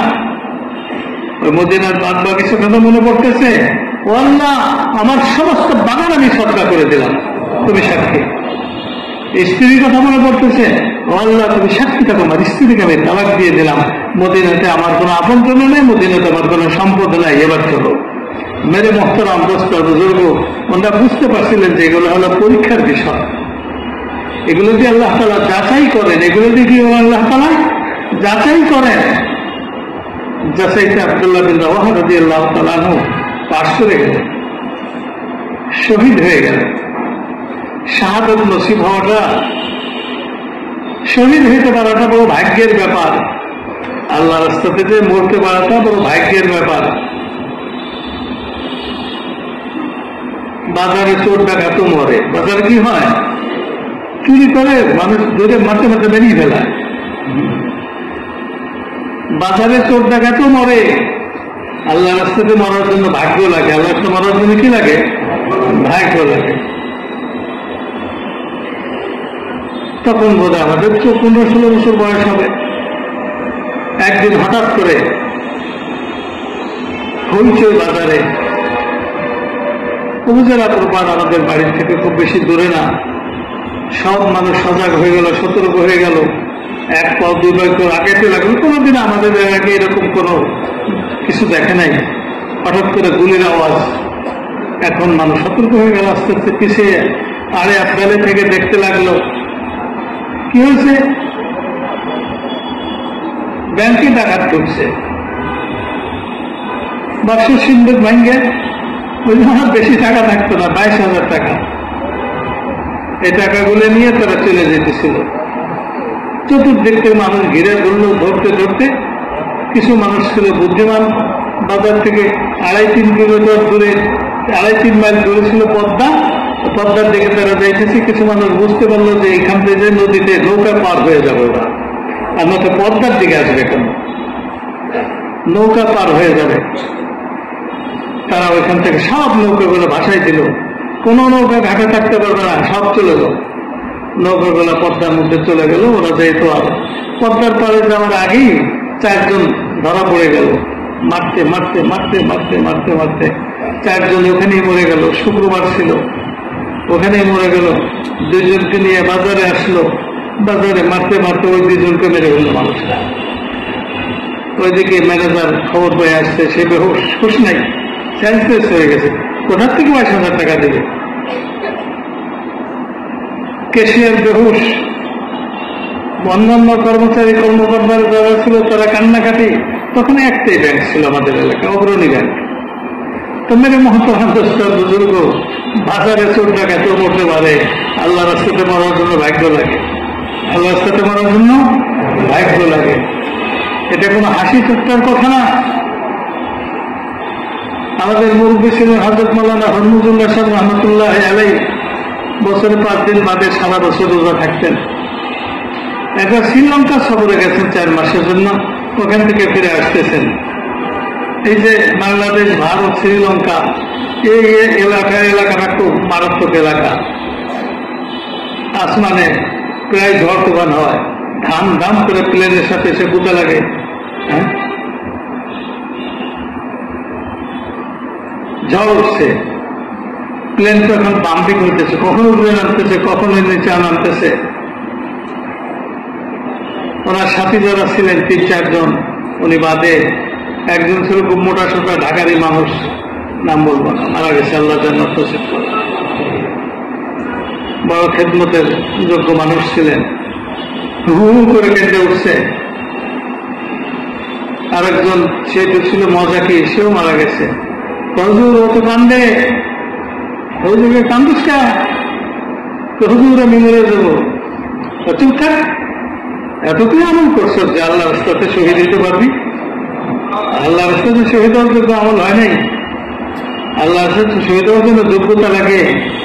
কুত্তে মারা সব জায়গায় মারা যায়, কিন্তু শহীদ হওয়ার জন্য যোগ্যতা লাগে। শহীদ হওয়ার জন্য কি লাগে? যোগ্যতা লাগে। কারণ কেন লাগবে না যোগ্যতা? বিনা হিসেবে জান্নাতে চলে যাবে। কেন লাগবে না যোগ্যতা? কিয়ামতের ময়দানে উঠবে, শরীরটাও তাজা, ক্ষতটাও তাজা, একটা রক্ত পড়তে থাকবে, এই অবস্থায় শরীররা উঠবে। কিন্তু শর্ত হইল শাহাদাতটা যেন আল্লাহর জন্য হয়। কিসের জন্য হয়? আল্লাহর জন্য হয়। আর না তো আল্লাহর জন্য না হয়ে যদি ধর্মযুদ্ধে যেও তো মারা যায়, তাতেও আল্লাহ তাআলা এত নারাজ হবেন তার উপরে যে এত মহা একটা সুযোগ দিলাম তোমাকে, তুমি কেন আমার জন্য নিয়তটা করলে না? মানুষকে বাহাদুরি দেখানো নিয়ত করলা।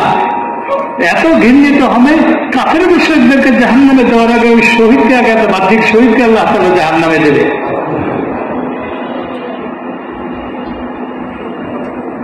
দেখ, আমাদের দেশে একটা জিনিস হয়েছে, স্পষ্ট হয়েছে যে সব শহীদ যে জান্নাতে যাবে না, এটা স্পষ্ট হয়েছে আমাদের দেশে। বর্তমানে আমাদের দেশে হিন্দুরাও শহীদ হওয়া শুরু হয়েছে। আগে তো আমার কাছে খুব আশ্চর্য লাগতো এই শহীদরা যে তাদের নিয়তের একটু দুর্বলতার কারণে তাদেরকে আগে জাহান্নামে দেবেন আল্লাহ তাআলা। আল্লাহ, আমার কাছে কেমন লাগতো যে হারে আল্লাহ তাআলা একটু রহম করলেন না, করবেন না। এখন তো ভালোই হয়েছে, সব শহীদ যে জান্নাতে যাবেন এটা এখন খুব ভালো করে বুঝে আসে। দেখবেন বিভিন্ন জায়গাতে শহীদদের লিস্ট আছে, পাথর খোদাই করে নাম লেখা আছে, ওখানে হিন্দুদের নামও আছে। মেরে মুহতারাম দোস্ত বুজুর্গ, আমরা আমাদের ধর্মটাকে এত নিচে করছি, এত বিতর্কিত করছি যে মুসলমানের সন্তান হয়ে দেখতেছে, হিন্দুর বাবারা দেখতেছে শহীদ হয়ে গেছে। শহীদ হওয়াটা একটা ধর্মীয় ব্যাপার, এটা আল্লাহ তাআলার পক্ষ থেকে দেওয়া একটা পদবী মোমেন্টের জন্য। কার জন্য? মোমেন্টের জন্য। যে মোমেন্ট না তার জন্য এই পদবী না। আমরা আল্লাহর চেয়ে বেশি উদার হয়ে গেছি, আল্লাহর চেয়ে বেশি কি হয়ে গেছি? উদার হয়ে গেছি। মায়ের চেয়ে মাসির দরদ যদি বেশি হয় তো ওই মাসিকে কি বলে? ডাইনি বলে, ডাইনি। আল্লাহর চেয়ে বেশি উদারতা দেখা ডাইনি। তো মেরে মুহতারাম দোস্ত বুজুর্গ, একটা হুকুম দিয়েছিলেন তো যেটা যুক্তিতে ধরে, বুঝে আসে, আরেকটা হুকুম দিয়ে আল্লাহ তাআলা পরীক্ষা করলেন যে কোন হুকুমটা মানে, যেটা বুঝে আসে এটাই মানে, না যেটা বুঝে আসে না ওইটাও মানে। হুকুম হইলেই হয়।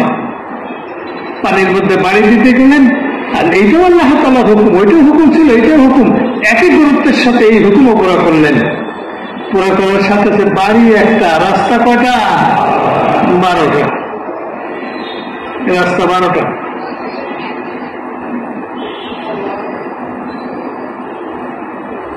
বনে ইসরায়েল পার হয়ে গেল। ফিরআউন সাগরের পারে পড়ল। একটা জ্বালাময়ী বক্তৃতা দিল, আরে আহম্মদের দল দাঁড়ায় গেছে কোন কামে? আমার রাজত্বের সাগরের মধ্যে রাস্তা হয়েছে, এই রাস্তা আমি ছাড়া কার জন্য বানাইছে? তা আমার জন্যই বানাইছে এই রাস্তা। আল্লাহ তাআলা বুদ্ধি, অহংকার ঢোকায় গুলো ভিতরে, অহংকারের আগুনে জ্বালা সইতে না পেরে ঘোড়া দিল ছুটে। একেবারে পিছনের মানুষটা যখন সাগরের মধ্যে ঢুকলো, তখনই আল্লাহ তাআলা হুকুম দিলেন পানিকে আবার এক হয়ে যাও।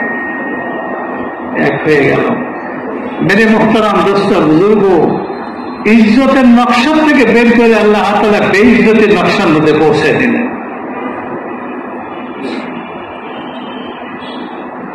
জীবনের নকশার থেকে বের করে আল্লাহ তাআলা মৃত্যুর নকশাতে পৌঁছে দিলেন।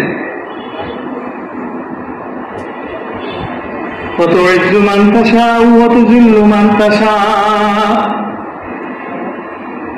মেরে মুহতারাম দোস্ত বুজুর্গ, এই ঘটনাগুলো আল্লাহ তাআলা এমনি বলেন না, যাতে দেখতে কিছু অতিরিক্ত ঘটনা আনতে পারলে কোরআনটা একটু বড় সড় দেখা যাবে, বিশ্বমানের বই হয়ে যাবে না। এই ঘটনাটা আল্লাহ তাআলা বলছেন যে মানুষের সফলতার সম্পর্ক আল্লাহ হুকুম আল্লাহ নবীর তরিকার মধ্যে রয়েছে। যাদের সাথে আল্লাহর হুকুম নাই, যাদের কাছে নবীর তরিকা নাই, সে আর ফেরাউনের মধ্যে কোনো পার্থক্য নাই। ফেরাউনের কাছে না তো আল্লাহর হুকুম ছিল, ফেরাউনের কাছে না নবীর তরিকা ছিল। নবীকে তো সে জায়গাই দিল না, উৎসাহ দিয়ে সরাই দিল। তুমি যত বড়ই হো না কেন, তোমার জীবনে যদি আল্লাহর হুকুম না থাকে, তোমার জীবনে যদি নবীর তরিকা না থাকে, মেরে মুহতারাম দোস্ত বুজুর্গ, সফলতা তোমার পায়ে এসে কখনই চুমু দেবে না। কিছুদিন পর্যন্ত একটু ভাব মনে হবে, কিছুদিন পরে ওই ভাব কেটে যাবে। ওই ভাব কি হবে? কেটে যাবে। এক লোক ছিল, তার নেশা ছিল ভাং খাওয়ার।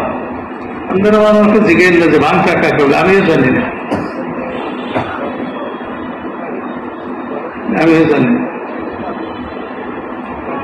একবার নিম্নচাপ শুরু হয়েছে, এমন বৃষ্টি যে শুকনো জায়গায় বুক পানি হয়ে গেছে, ঘরের মধ্যে পানি, মাথা বেঁধে রয়েছে উপরে, ঘরের মধ্যে কোমর পানি। গ্রাম দেশে বন্যা হলে তো এরকমই হয়, মাঝে মাঝে ঢাকা শহরে বন্যা হয়েছে না? অষ্টআশিতে হয়েছে ঢাকা শহরে বন্যায় পানি উঠে গেছে, আবার 96-97-তে হয়েছে। আমি তখন বনশ্রীতে ছিলাম, 10 টাকা 15 টাকা 20 টাকা দিয়ে নৌকায় এসে টিভি সেন্টারে ওখানে নামতাম। তো যাই হোক, শুকনো জায়গায় বুক পানি, কোথাও সাঁতার, বাইরেতেও পারে না, ভাঙও কিনতে পারে না, খাইতেও পারে না। এখন পেট খুলে যেতেছে, খাওয়া দাওয়া বন্ধ, পেশাটা খানা বন্ধ। অনেক পাশে আছে সিগারেট না খাইলে পাঠানা, এতে কোথাও বাথরুমে বসে সিগারেট খায়। অনেক মানুষের গুল না লাগাইলে বাথরুম হয় না, বাথরুমে যাওয়ার আগে গুল কথা এনে লাগে ঠোঁটের মধ্যে, তার মিনিট 10 পরে একটু চাপ দেয়, পরিবারের খাওয়া দাওয়া বন্ধ, পেশা পাখানা বন্ধ, মরিয়ে যায়। আর মায় তো বলা গো, ভাং খাওয়া ভালো না খারাপ এটা তোর চিন্তা করিস না, আলোচনা করিস না, তোর বাপরে বাঁচা, তোর বাপরে বাঁচা, দেখ কোথাও ভাং পাশ লেগেছে, না পাশ ঘন্টাখানের মধ্যে চলে যাবে রে, অবস্থা খুব খারাপ। 4 তোলা 4 দিকে শুরু করছে সাঁতার, সাঁতরে যে কোনো রকমের ভাং কিনে নিয়ে এসে 1 তোলায় পাইছে, ওইটা নাকি হাতের মধ্যে ডলে ডলে তারপরে মুখে দিতে হয়, চুন দিয়ে ঢুকতে হয়, বর্তমানে খৈনির মতো বাবার কাছে নিয়ে নাও, বাবা না ওই যে তোমার ভাঙছে, খাও, খাই বাসো, বলো না। আমার শক্তি নাই, যে বানাই খাবো ওই শক্তি নাই। প্রথমবার একটু বানাই দে, একবার একটু মুখে দিলে তারপর নিজেই বানাই খেতে পারবো অনেক। কি করবো, মাকে দেই তো আনসার এত কষ্ট করে একটু বানাইয়ে দে। এটা বানাইছে, বানাই একটা টিকটিকি ডিমের মতো হয়েছে, ওই যে হয়েছে, এখন নাও। হাতে শক্তি নাই, ধরতে পারবো না, আমি হাত করে তুই মুখের মধ্যে দে। বাবা হা করছে, পোলা মুখের মধ্যে দিছে, আসলে মুখের মধ্যে যায় না, পানির মধ্যে পড়ে গেছে। চিকা তখন তোর কাছে জানটা বাঁচলো রে, এখন একটু ভালো লাগতেছে। যে তোমার কাছে বাবা মুখের মধ্যে তো জানে পাশ দিয়ে গেছে, ওই জন্য কাগের মতো লাগলো না, তবু কিছুটা। মেরে মহতারাম দোস্ত আর বুজুর্গ, যেখানে যার জীবনে আল্লাহ হুকুম নাই, যার জীবনে নবীর তরিকা নাই, তার জীবনে কোনো সফলতা নাই। কিছুদিন পর্যন্ত ভাঙ খাওয়ার মতো সফল মনে হয়, কিন্তু যেদিন আল্লাহ তাআলা ধরেন ওই দিন বুঝতে পারবে সে সফল না ব্যর্থ, সফল না ব্যর্থ। তো মেরে মোহতারাম দোস্ত বুজুর্গ, যেমনি ভাবে মুসা আলাইহিস সালামের জামানার ফয়সালা ছিল যে আল্লাহ হুকুম মানো, নবীর তরিকায় দেশ ছাড়ো, সফল হয়ে যাবা। কেমন সফল হবা? তোমরা যাইতে যাইতে মরুভূমিতে যাবা, ওই মরুভূমিতে 40 বছর পর্যন্ত তোমাদেরকে কামাই রুজি ছাড়া খাওয়াবো। সফলতা কিসের মধ্যে? আল্লাহ হুকুম মানার মধ্যে, নবীর তরিকা চলার মধ্যে। যে আল্লাহকে খুশি করার জন্য যে আল্লাহর হুকুমকে মানে, নবীর তরিকা অনুযায়ী চলে, এই তিন জিনিসের সমন্বয়ে আল্লাহ তাআলা তার ঈমানকে পুরা করে দেয়। তার ঈমানকে কি করে দেয়? পুরা করে দেয়। মুরগির পেটের নিচে যখন ডিম থাকে, তখন যে ডিমের মধ্যে কোনো দাম ছিল না, প্রাণ ছিল না, ওই ডিমের মধ্যে থেকে একটা বাচ্চা জন্ম নিয়ে নেয়। অনুরূপ ভাবে আল্লাহর হুকুম নবীর তরিকাকে যে পাবন্দি করবে, আল্লাহকে রাজি করার জজবায় মেরে মুহতারাম দোস্ত বুজুর্গ, তার ঈমান যতই দুর্বল থাকুক না কেন, তার ঈমানকে আল্লাহ তাআলা পরিপূর্ণ করে দেবেন। কারণ ঈমানের পূর্ণতা সম্পর্ক আমলের সাথে। ঈমানের পূর্ণতা সম্পর্ক কিসের সাথে? যত বড় বড় আমল হবে তত মজবুত ঈমান হবে, যত বড় বড় আমল হবে তত মজবুত ঈমান হবে। এই জন্য আনসাররা তারাও নবীর উম্মত, তারাও সাহাবী, মুহাজির তারাও সাহাবী। আনসারদেরকে আল্লাহ তাআলা হুকুম দিয়েছেন যে ভালো চাও তো মুহাজিরদের অধীনে থাকো, তারা যা বলে তাই করো। ইয়া আইয়ুহাল্লাযীনা আমানু তাকুল্লাহা ওয়া কুনু মা'আস সাদিকিন। কারণ মুহাজিরদের কাছে যে আমলটা আছে ওই আমলটা তোমাদের কাছে নাই। মুহাজিরদের কাছে হিজরতের আমল আছে। মুহাজিররা ওই জমানাতে ঈমান আনছে যে জমানায় ঈমান আনলে মারপিট শুরু হয়ে যেত। আর তোমরা তো তোমাদের বাড়িতে বসে বসে ঈমান আনছো, কে তোমাকে মারে? তোমাদের ঈমান আনার কারণে তোমাদের একজনও মার খায়নি। কোন আনসার কি ঈমান আনার কারণে মার খাইছে? কোন মুহাজির ঈমান আনার কারণে মায়ের থেকে বাদ পড়ছে? হযরত আবু বকরের মতো মানুষ, মক্কার শ্রেষ্ঠ সম্মানের একজন, যার কাছে ভেটো পাওয়ার ছিল, উনি কোনো কিছু না বলে দিলে হা বলার কেউ ছিল না, ওনাকে পর্যন্ত মারছে। হযরত ওমরের মতো মানুষ, যার হুঙ্কারে মক্কার জমিন কাঁপত, পাহাড় কাঁপত, তার গায়ে পর্যন্ত আঘাত আসছে। ঈমান আনছে, গায়ে আঘাত আসে নাই, এরকম মুহাজির খুব কম। তাদের কাছে এই মুজাহাদার যে আমলটা, এই আমলের কারণে তাদের ঈমানি অবস্থাকে আল্লাহ তাআলা অনেক উপরে নিয়ে গেছে। আনসাররা ওই পর্যন্ত যেতে পারবে না, আনসাররা ওই পর্যন্ত যেতে পারবে না। মেরে মুহতারাম দোস্ত বুজুর্গ, আমাদের তো ধারণা নাই যে আমাদের কি করার জন্য আল্লাহ তাআলা দুনিয়াতে পাঠিয়েছেন। আমাদেরকে আল্লাহ তাআলা পাঠিয়েছেন যে আল্লাহকে বিশ্বাস করব এবং আল্লাহকে মানবো। আল্লাহকে বিশ্বাস করার নাম হলো ঈমান। আল্লাহকে বিশ্বাস করবো কিভাবে? আল্লাহ তাআলা এক, আল্লাহ তাআলা সর্বশক্তিমান, আল্লাহর কোনো শরীক নাই, আল্লাহ তাআলা আমাদের মাবুদ। আল্লাহ আমাকে বানাইছে ইবাদতের জন্য, গোলামি করার জন্য বানাইছে। নওয়াবজাদা হওয়ার জন্য বানান নাই, গোলামি করার জন্য বানাইছেন। গোলামকে মালিকের যেইভাবে রাখা ওইভাবে থাকতে হয়। যা খাইতে দেয় তাই খেতে হয়, যা পড়তে দেয় তাই পড়তে হয়। গোলামের কোনো অধিকার নাই। গোলামের কি নাই? কোনো অধিকার নাই। এই জন্য ইসলামী শরীয়তের মধ্যে নিজের স্ত্রীর সাথেও সহবাস জায়েজ আছে, নিজের বান্দির সাথেও সহবাস জায়েজ আছে। কিন্তু বান্দিকে যদি বিয়ে করার পরও বান্দিকে বান্দি রাখতে চায়, তাহলে সে বান্দি থাকবে না। বিয়ে করার সাথে সাথে সে কি হয়ে যাবে? আজাদ হয়ে যাবে। কারণ বান্দি হলে সেই যার কোনো অধিকার থাকে না, স্ত্রী হলে সেই যার অনেক অধিকার থাকে স্বামীর উপরে, যে একজন মানুষের অন্তত দুই রকম হতে পারে না, যে তার অধিকার থাকবেও না। তো মেরে মোহতারাম দোস্ত বুজুর্গ, গোলাম বান্দির কোনো অধিকার নাই। গোলাম বান্দির কেন কোনো অধিকার নাই। আমরা সকলেই পুরুষ আল্লাহ তাআলার গোলাম, মা বোনের আল্লাহ তাআলার বান্দি। মেরে মোহতারাম দোস্ত বুজুর্গ, এখানে লজ্জার কিছু নাই। কার বান্দি? আল্লাহর বান্দি। আল্লাহকে সমস্ত জাহানের মালিক। আরে প্রধানমন্ত্রীর ড্রাইভার হইতে পারলেই তো তার চোটে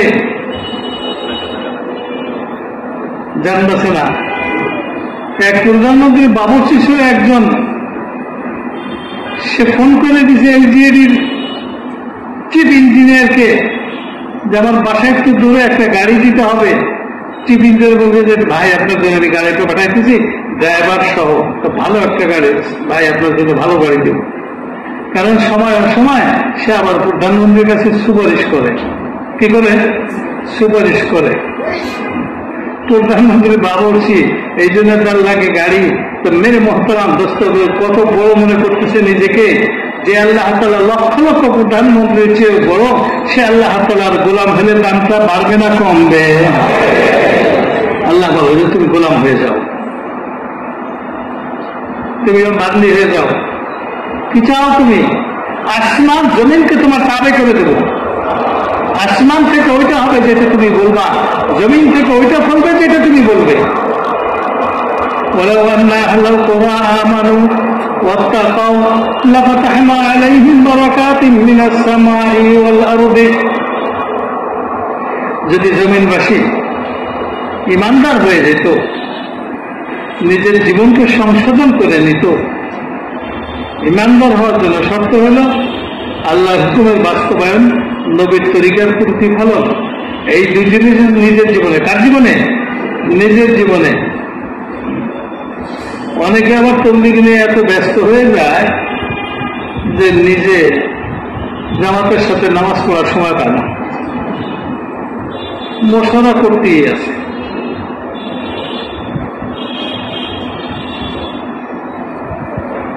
আমরা যখন শুরুতে কাকড়ে আসছি, তখন দেখছি চায়ের খলিফা ছিল। চায়ের খলিফা সারা এক মশলা করতো।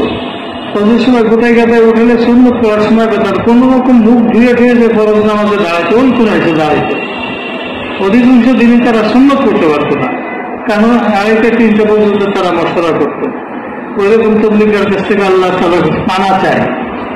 যেই তবলিগে নিজেকে আল্লাহ হুকুম গুলামকে নবীর তরিকা অনুযায়ী আদায় করতে দেয় না, ওই তবলিগ থেকে আল্লাহর পানা। এত ব্যস্ত হওয়া যাবে না। যেমনি ভাবে কাজ কাম করতে হবে, অনুরূপ ভাবে নামাজেরও এহতেমাম করতে হবে। যেমনি ভাবে কাজ কাম করতে হবে, অনুরূপ ভাবে তেলাওয়াতের পাবন্দি করতে হবে। যেমনি ভাবে কাজ কাম করতে হবে, অনুরূপ ভাবে তাসবিহাতের পাবন্দি করতে হবে। যেমনি ভাবে কাজ কাম করতে হবে, অন্যভাবে সুন্নত 12 রাকাত দৈনিক করতে হবে। যেমনি ভাবে কাজ কাম করতে হবে, অনুরূপ ভাবে এরশাদ চাষটা আওয়াবিল তাহাজ্জুদ করতে হবে। যদি শেষে উঠতে না পারি, শোয়া করে নিজেকে ভুলে তবলিগের মধ্যে ডুবে যাওয়া যাবে না।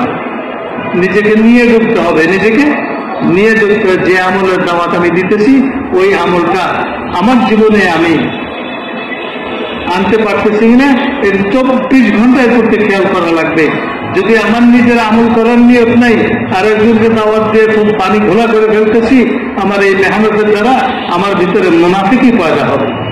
মুনাফিকদের স্বভাব হলো যেটা বলতো এটা করতো না, যেটা বলতো এটা করতো না, যেটা করতো ওটা বলতো না, যেটা করতো এটা বলতো না। তো মেরে মোহতারাম দোস্ত বুজুর্গ,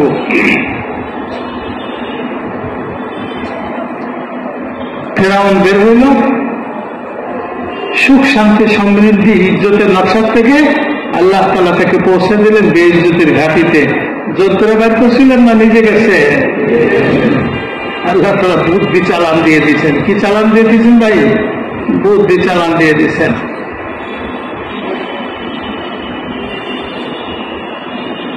আল্লাহ যদি কারো উপর খুশি হয়ে যায়, তার দুনিয়ার জীবনকে আল্লাহ তাআলা এইভাবে সহজও করে দেন। বছর 2-4 বারে এমন কিছু ব্যবসা বাণিজ্য করে, কেনাকাটা করে, তাতে তার বছরের খরচ হয়ে যায়। বিদেশে একটা সফর সহ বছরের খরচ হয়ে যায়। অনেক মানুষ দেখবে যে খুব বেশি ব্যবসা করেন। একবার আমরা শহরে গেলাম, অনেক আগে, 34-35 বছর আগে।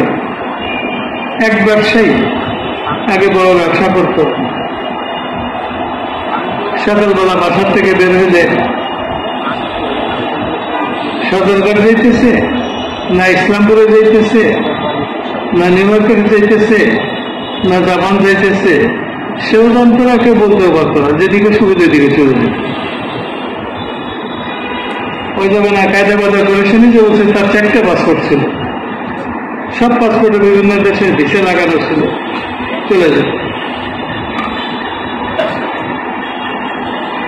আমি বললাম যে এইরকম ব্যবসা বাণিজ্য ছেড়ে সৌদিকে লেগে গেলেন।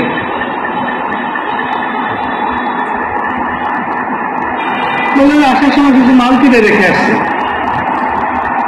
একজন ইম্পোর্ট করছিল, বেচতে পারে না, এখনো বেশি 1 কোটি টাকা লাভ হয়। 10 কোটি টাকার মাল কিনছে। এসে বলতে আসলে কমপক্ষে 2-2.5 কোটি হবে।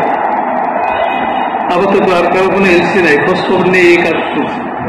বুদ্ধি কে দিছে? আল্লাহ তাআলা দিছে, আল্লাহ তাআলা দিছে। তো মেরে মোহতারাম দোস্ত বুজুর্গ, আল্লাহ তাআলা চাইলে বছরের কামাই মাসে দিয়ে দিতে পারেন, মাসের কামাই দিনে দিয়ে দিতে পারেন, দিনের কামাই মিনিটে দিয়ে দিতে পারেন। ইসলামপুরে এক ব্যবসায়ী আছে, তাবলীগের কামকে পছন্দ করে, খুব বেশি সময় ধরে লাগায়নি, মাঝে মাঝে 3 দিন 7 দিন লাগাইছে।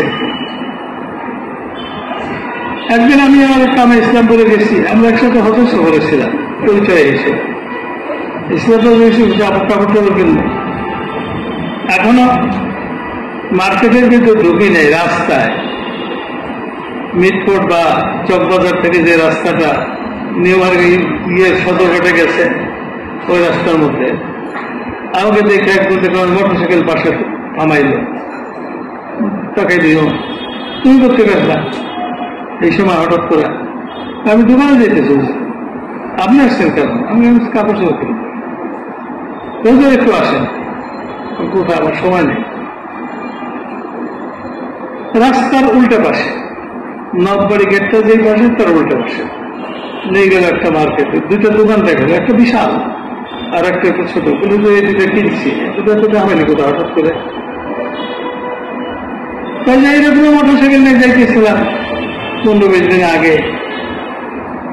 একজনে বললো যে ভাই কাপড় কিনবেন, আমার কাছে লট আছে। কি কি কাপড়? এই কাপড়। কত দাম চান? এত। নিলাম। তো দোকানের সামনে যাওয়ার আগেই একজন আইছে, ভাই আপনার কাছে কি কাপড় আছে? হ্যাঁ আছে। কত দাম? এত। তাদের কাছ থেকে দোকান কিনছে তাদেরই একজন। কিছু কম নেবেন না, কথা বলেন না, নিলে এই দাম দেন, আর নতুন সরেন। তো ভাই নিলাম।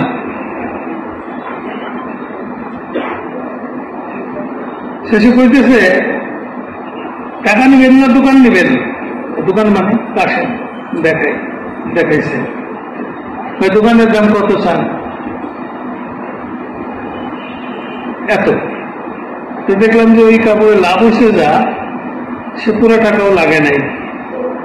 বললাম যে লাভটা দেওয়া লাগবে না, ওই পুঁজিটা দাও, লাভ এটা তুমি রেখে দাও, বাকিটা আমার কাছে। বললাম তো আমি কতদিন ইন্টার বললাম না, বললাম যে তোমার দোকানের দাম রাইখা বাকিটা আমার ওইখানে পৌঁছে দিয়ে সব ক্যাশ দাও, চেক দাও, যা দাও।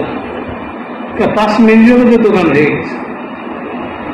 হুজুর 6 মাস হয়েছে, এখন বিক্রি করলে 4 গুণ দাম বেশিতে বিক্রি করতে পারি। কে দিচ্ছে বুঝটা? এই কাপড় বিক্রেতাকে ওর সামনে কে নিয়ে আসছে? ক্রেতাকে কে নিয়ে আসছে? দোকানের প্রস্তাব কে দিছে? কারণ তার ভাগ্যে আছে। কারণ কি? তার ভাগ্যে আছে। আর রিজক মাকসুদ, বিষয় সম্পদ খাওয়া দাওয়া যেটা, এটা আল্লাহ তাআলা ভাগ করে দিচ্ছে, বন্টন করে দিচ্ছে। ওর মধ্যে তো কোনো কমই হবে না। আমরা ওই আল্লাহ তাআলার ওয়াদার উপরে আমরা স্থির হইতে পারতেছি না। স্থির হইতে পারার জন্য হলো যে আল্লাহ রাস্তাতে যেতে হয়। কেউ যদি সত্যিকারেই নিজের ঈমান আমল আখিরাতকে ঠিক করার জন্য আল্লাহ রাস্তায় বের হয়, চোখের পানি ঘিরে কাঁদতে থাকে, উসুল মতো সময়টাকে পুরা করে, কোনো সাথীর মনে কষ্ট না দেয়, বেউসুলি না করে, আমির সাহেবকে সম্মান করে, আল্লাহর ঘরে মসজিদের আদব রক্ষা করে কেউ যদি 4 মাস পুরা করে, তো মেরে মোহতারাম দোস্ত বুজুর্গ, আল্লাহ তাআলা তাকে খালি হাতে ফিরাবেন না।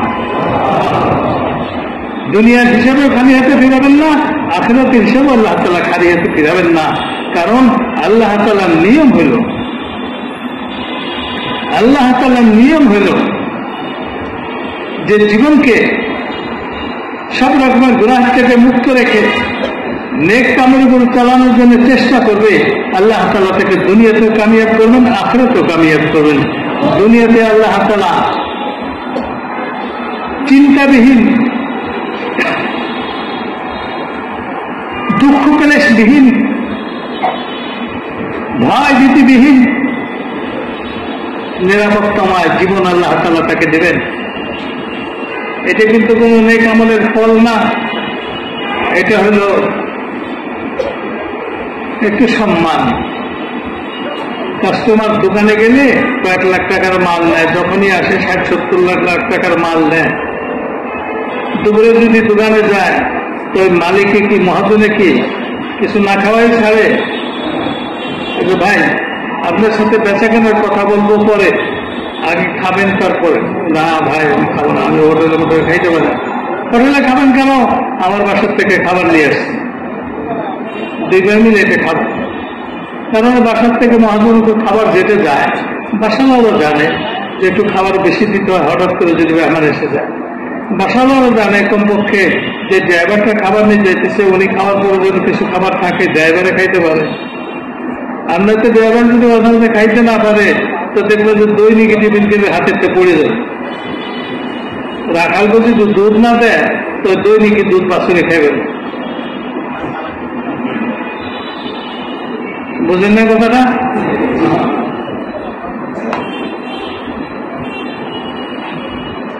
আমাদের এক আত্মীয় ছিলেন, জাতির মহিলা, পুরুষরাও তারা দেখলে ভয় পাইত। আমার দাদির বোনের যা বিরাট জমিদারি ছিল তাদের। 2 ভাই, এক ভাইয়ের ঘোড়া ছিল 4টে করে। আজকে এটা কাল করি না, চলাফেরা করত।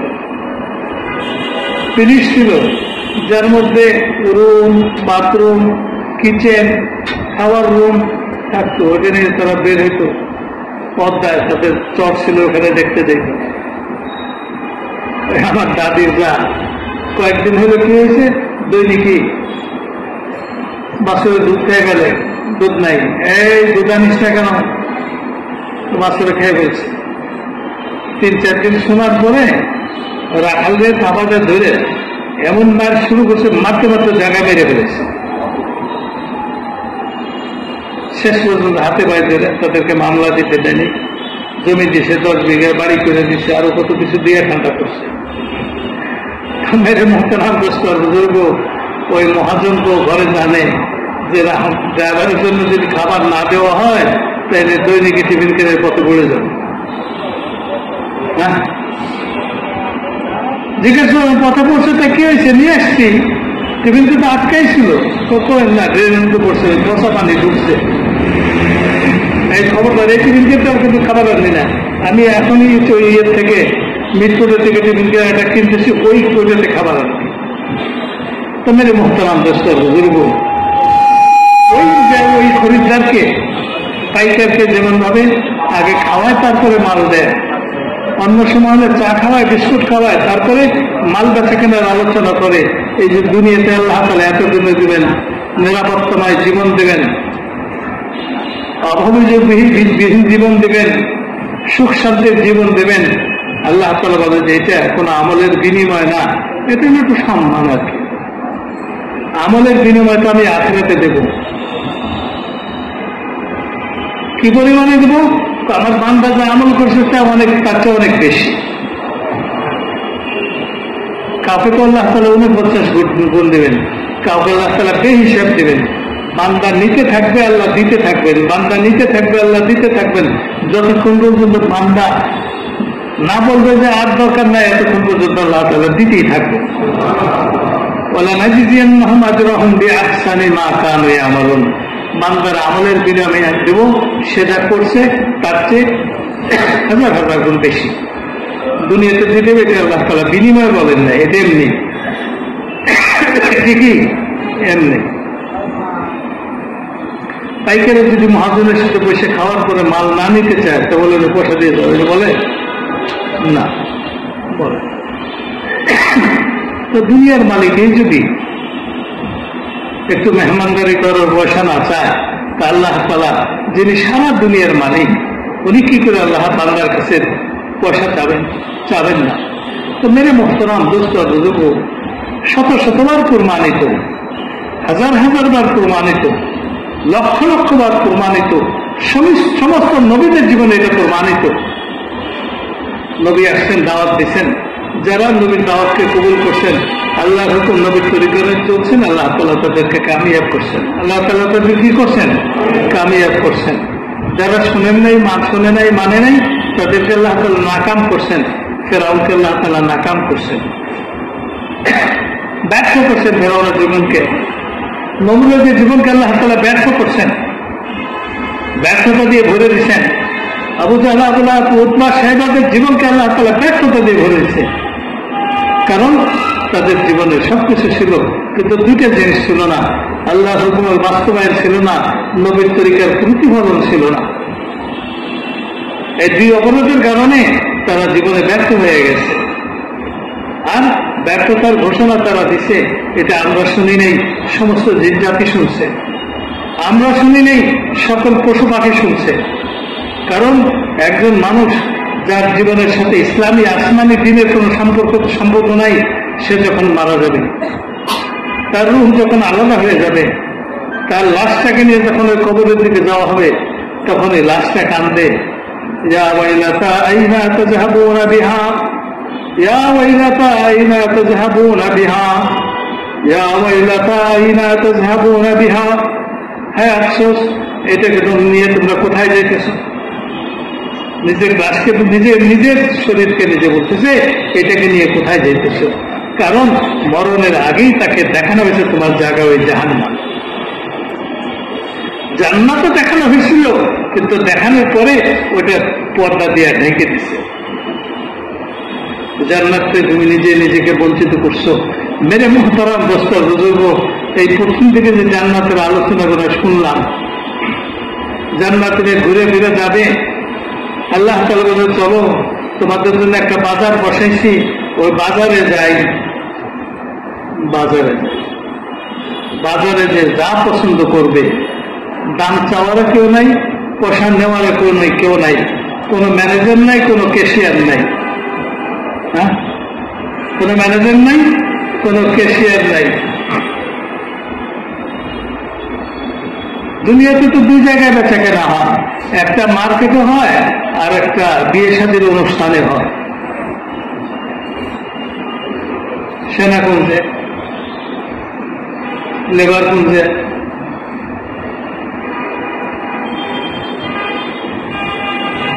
যে সমস্ত বিয়ে শাদী হয়, তাদের কি টাকা পয়সার অভাব আছে? টাকা করে হয়। চীনমূর্তি সম্মেলন কেন্দ্রে কিছুদিন আগে 3-4 মাস আগে একজনের খুব ধরছে, যেমন যাইতে হবে চলে আসছে। হুজুর আপনার আলাদা পথ দিয়ে নিব, আলাদা রুমে আপনি যাবেন, ওই রুমে আপনার সাথে যারা থাকবে তারা কেউ থাকবে না, আমার অফিসের বড় বড় কয়েকজন অফিসার থাকবে, আপনি খাওয়া দাওয়া করুন, আবার ওখান থেকে আপনাকে গাড়ি তুলবে।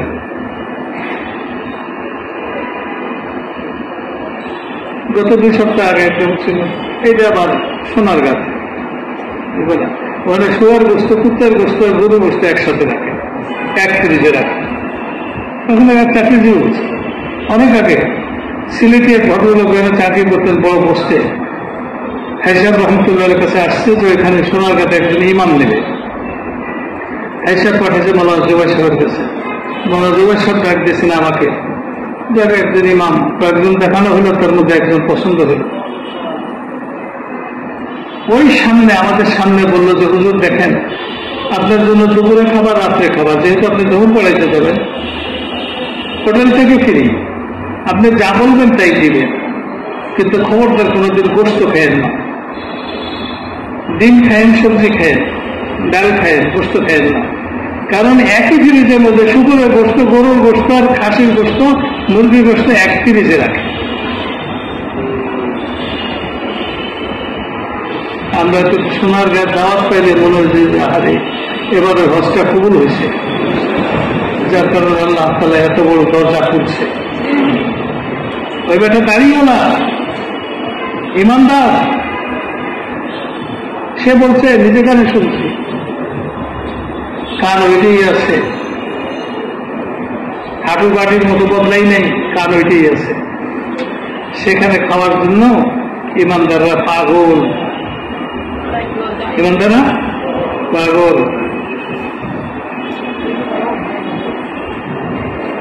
সে আমাদের পরিচিত, ব্যক্তিগতভাবে আমার আত্মীয় হয়, এখনো আছে। দেখা হলে মাঝে জিজ্ঞেস করি, তোমার কি ওই কথাটা মনে আছে যে কি খাওয়া দাওয়া কেউ ওদের খালো, এটা মনে আছে, আমি ওখানে কোনোদিন গোস্ত খাই না, এটা আমার মনে আছে। তো মেরে মোহতারাম দোস্ত বুজুর্গ, ওইখানেও বেচা কেনা হয়, গেটের মধ্যে বসে থাকে, মুস্কি মুস্কি হাসে, পাশে একটা 8-10টা টেবিল থাকে, তার উপরে ঠেকি লেগে যায়। খাবেন মাগনা? মাগনা খাওয়ার জন্য তো আপনি দাওয়াত দেয়নি, পয়সা দিয়ে যাবেন, তারপর খাবেন। বেচা কেনা, উলিমা বেচা কেনা হয়, উলিমা কি হয়? বেচা কেনা হয়। যার ব্যাপারে নিশ্চিত যে কোনো পয়সা করে দিবে না, যতই ঘনিষ্ঠ হোক না কেন, তার কপালে দাওয়াত নাই। বেচা কেনা 2 জায়গা মার্কেটে হয়, আর বিয়ের হলে হয়, অনুষ্ঠানের হলে হয়। তো যাই হোক মেরে মোহতারাম দোস্ত বুজুর্গ, বাজারে নিয়ে যাবেন আল্লাহ তাআলা জান্নাতীদেরকে, দেখো কোনটা কোনটা পছন্দ হয়, যা দেখে তাই পছন্দ হয়।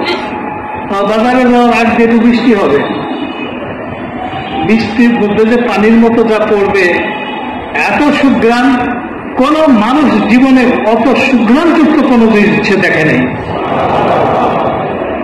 তারপরে বাজারে ঢুকবে, বাজারে ঢুকে মেরে মোহতারাম দোস্ত বুজুর্গ খালি পছন্দ করবে, একদিকে পছন্দ করতেছে আর একদিকে প্যাকিং হইতেছে, তার ঘর পর্যন্ত পৌঁছে দিতেছে।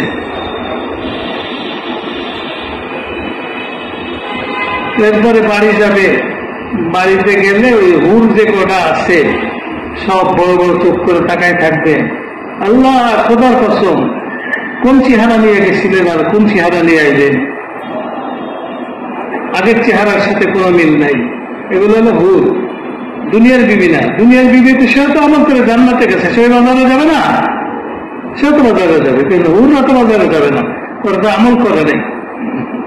তো মেরে মোহতারাম দোস্ত বুজুর্গ, আর এক রেওয়ায়তের মধ্যে আছে যে বান্দা যখন ওই বাজারে যাবে দেখবে যে মাল সামান কিছুই নাই, মাল সামান কিছু নেই, না গহনা আছে, না গাড়ি আছে, না কোনো কিছু আছে, কিছুই নাই। আইসক্রিম নাই, নুডলস নাই, ফাস্টফুড নাই, কিছুই নাই। কি আছে? কতগুলা পুতুল মূর্তি। এক মূর্তি চেয়ে আর এক মূর্তি সুন্দর, যেটা দেখে চোখ লাগবে, এভাবে তাকাবে। কতক্ষণ পরে একটু সময় তাকানো পরে দেখবে যে তার শরীরটা ওরকম হয়ে গেছে। মেরে মোহতারাম দোস্তার বুজুর্গ, জান্নাতে যাবে যুবক হয়ে, ওই যুবকের পরে কোনোদিন বার্ধক্য আসবে না। কারণ আখেরাতটা ধোকার ঘর না, দুনিয়াতে ধোকার ঘর। দুনিয়াতে শিশুকাল ধোকা, কৈশোর ধোকা, যৌবন ধোকা, জওয়ানি ধোকা, বার্ধক্য ধোকা, সবই ধোকা। আখেরাত কোনো ধোকার ঘর না, আখেরাত হলো হক, ধোকা না। সেখানকার জীবন কোনোদিন শেষ হবে না, সেখানকার অসুস্থতা কোনোদিন অসুস্থ হবে না, সেখানে চামড়ায় কোনোদিন ভাঁজ করবে না। মেরে মোহতারাম দোস্ত বুজুর্গ, এই নিয়ামত দিয়ে আল্লাহ তাআলা জান্নাত বানাইছেন। সামান্য একটু শর্ত, সেটা হলে আল্লাহ তাআলাকে আল্লাহ হিসেবে মানো, যে আল্লাহ আমার মাবুদ, আমি আল্লাহর গোলাম, আমি গোলাম, আমার স্ত্রী বান্দি, আমার ছেলে গোলাম, আমার মেয়েটা আল্লাহ তাআলার বান্দি। ওদেরকে গোলামি বাইন্দানি শিখাইতে হবে, যে কি কাম করলে তুমি গোলাম হিসেবে আল্লাহর কাছে গ্রহণযোগ্যতা পাবা। এটার নামই হলো এলেম। ওইটার নাম কি ভাই? এলেম।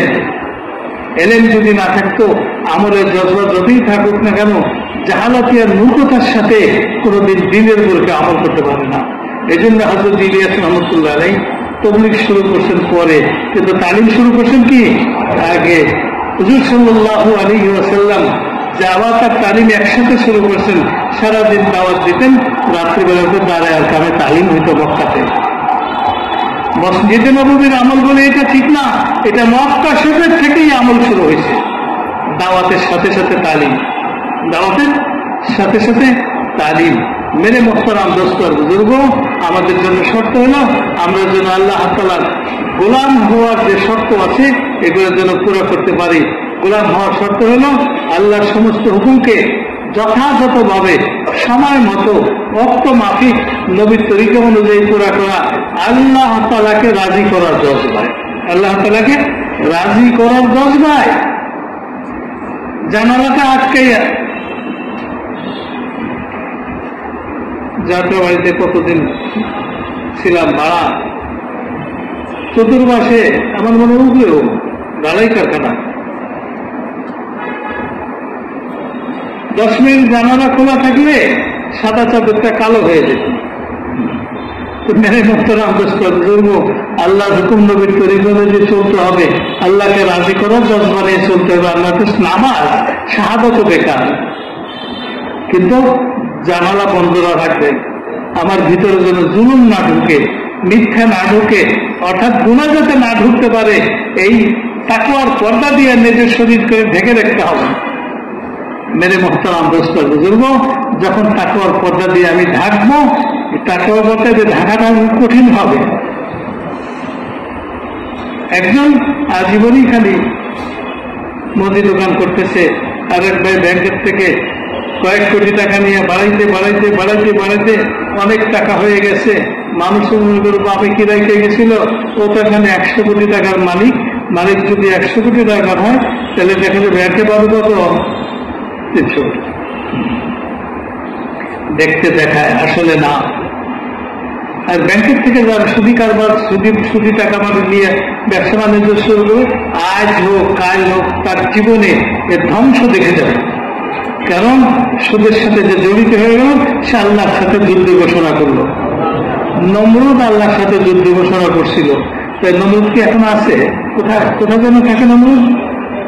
হ্যাঁ, কোন দেশে বাড়ি আছে? নাই। আল্লাহ তার সাথে যুদ্ধ ঘোষণা করে, সে টিকতে পারে না। সুদি কারবার যে করে, তার সাথে আল্লাহ রসুলের পক্ষ থেকে আল্লাহ নবী বলেন যুদ্ধ ঘোষণা করে দাও, আমার পক্ষ থেকে না আল্লাহর পক্ষ থেকে। আমরা দুজন এক পক্ষে, সে আমাদের বিপক্ষ। তো মেরে মোহতারাম দোস্ত বুজুর্গ, এত সুন্দর জান্নাতটা কিন্তু আল্লাহ তাআলা একটু বোরকার মধ্যে ডেকে রাখছে। কিসের মধ্যে ডাকছে? বোরকার মধ্যে ডাকছে। কিসের বোরকা? মুজাহাদার বোরকা। কিসের বোরকা? উজিবাতিল জান্নাতু বিল মাকারিহ।